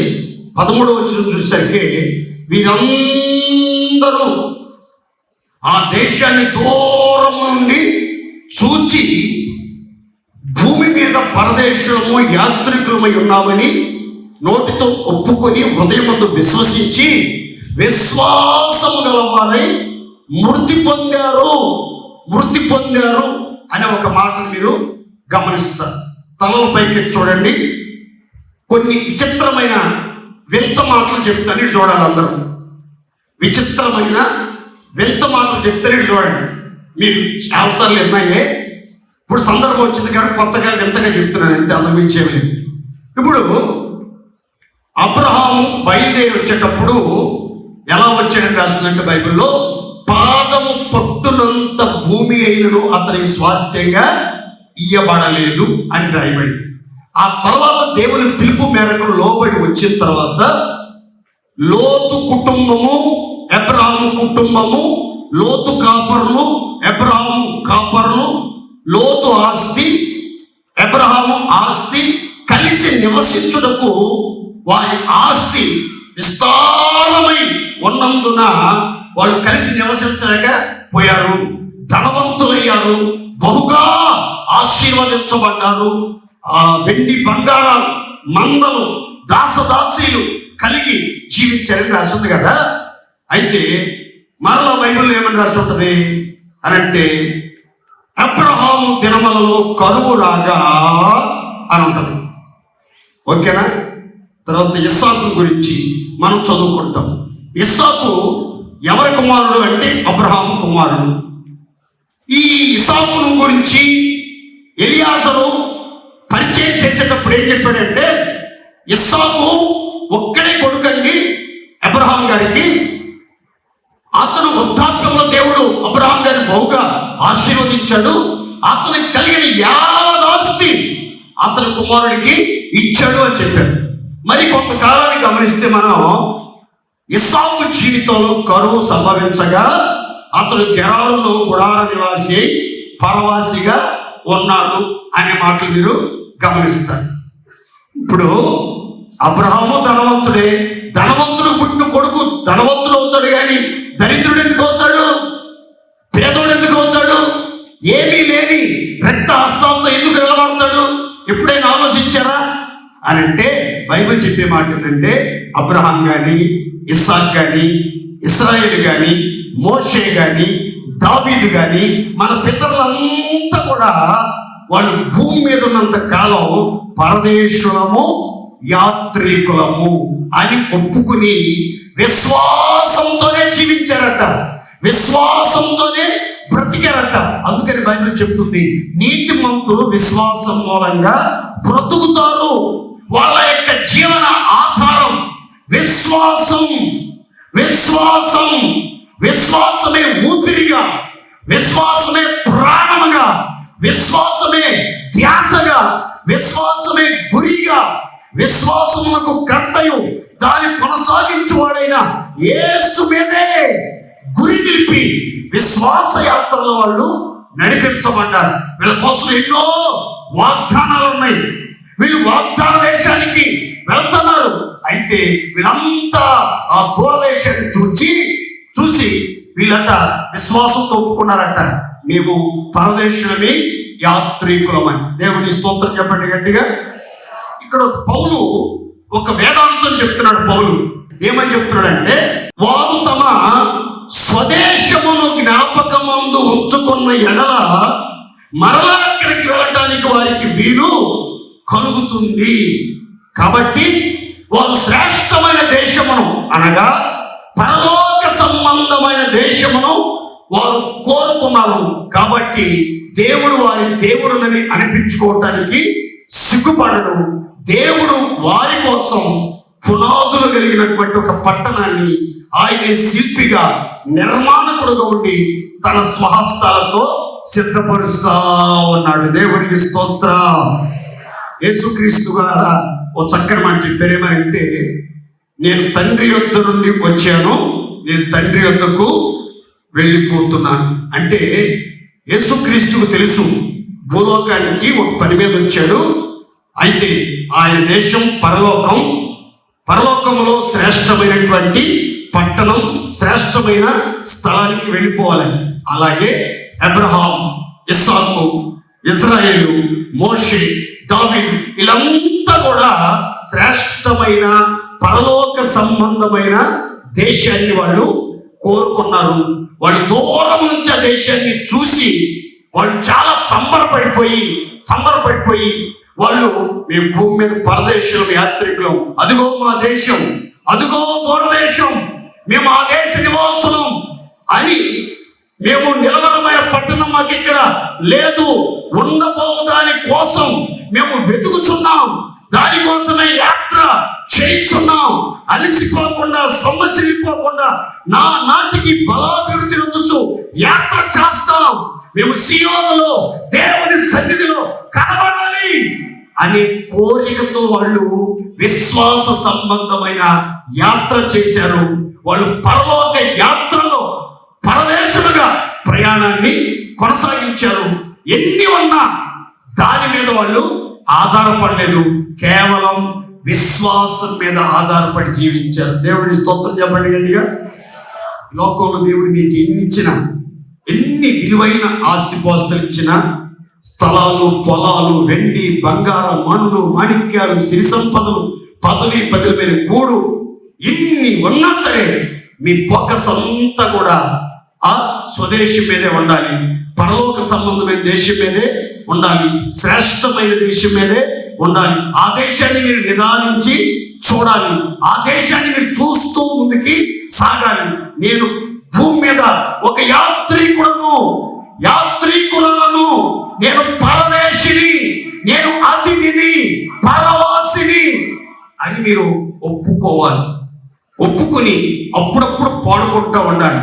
ఏమనంటే, పరవాసినే జగమున ప్రభువా, నడుచుచున్నాను నీ దారి, నా గురి నీవే నా ప్రభువా, నీ దరినే చేరెదను నేను, నీ దరినే చేరెదను. యాత్రికుడనే ఈ లోకమున సిలువ మోయుచు సాగెదైలలో, యాత్రికుడను ఈ లోకములో సిలువ మోయుచు, తెలుపుము నాంతము నాకు, తెలుపుము నాయువు ఎంతో, తెలుపుము నాంతము నాకు, తెలుపుము నా ఆయువు ఎంతో, తెలుపుము ఎంత కూడదో, తెలుపుము ఎంత కూడదో, విరిగి నలిగియున్నాను నేను, విరిగి నలిగియున్నాను. పరవాసినే జగమున ప్రభువా, నడుచుచున్నాను నా గురి నీవే నా ప్రభువా, నీ దరి నేను, నీ దరి. పరవాసిని జగమున ప్రభువా, నడుచుచు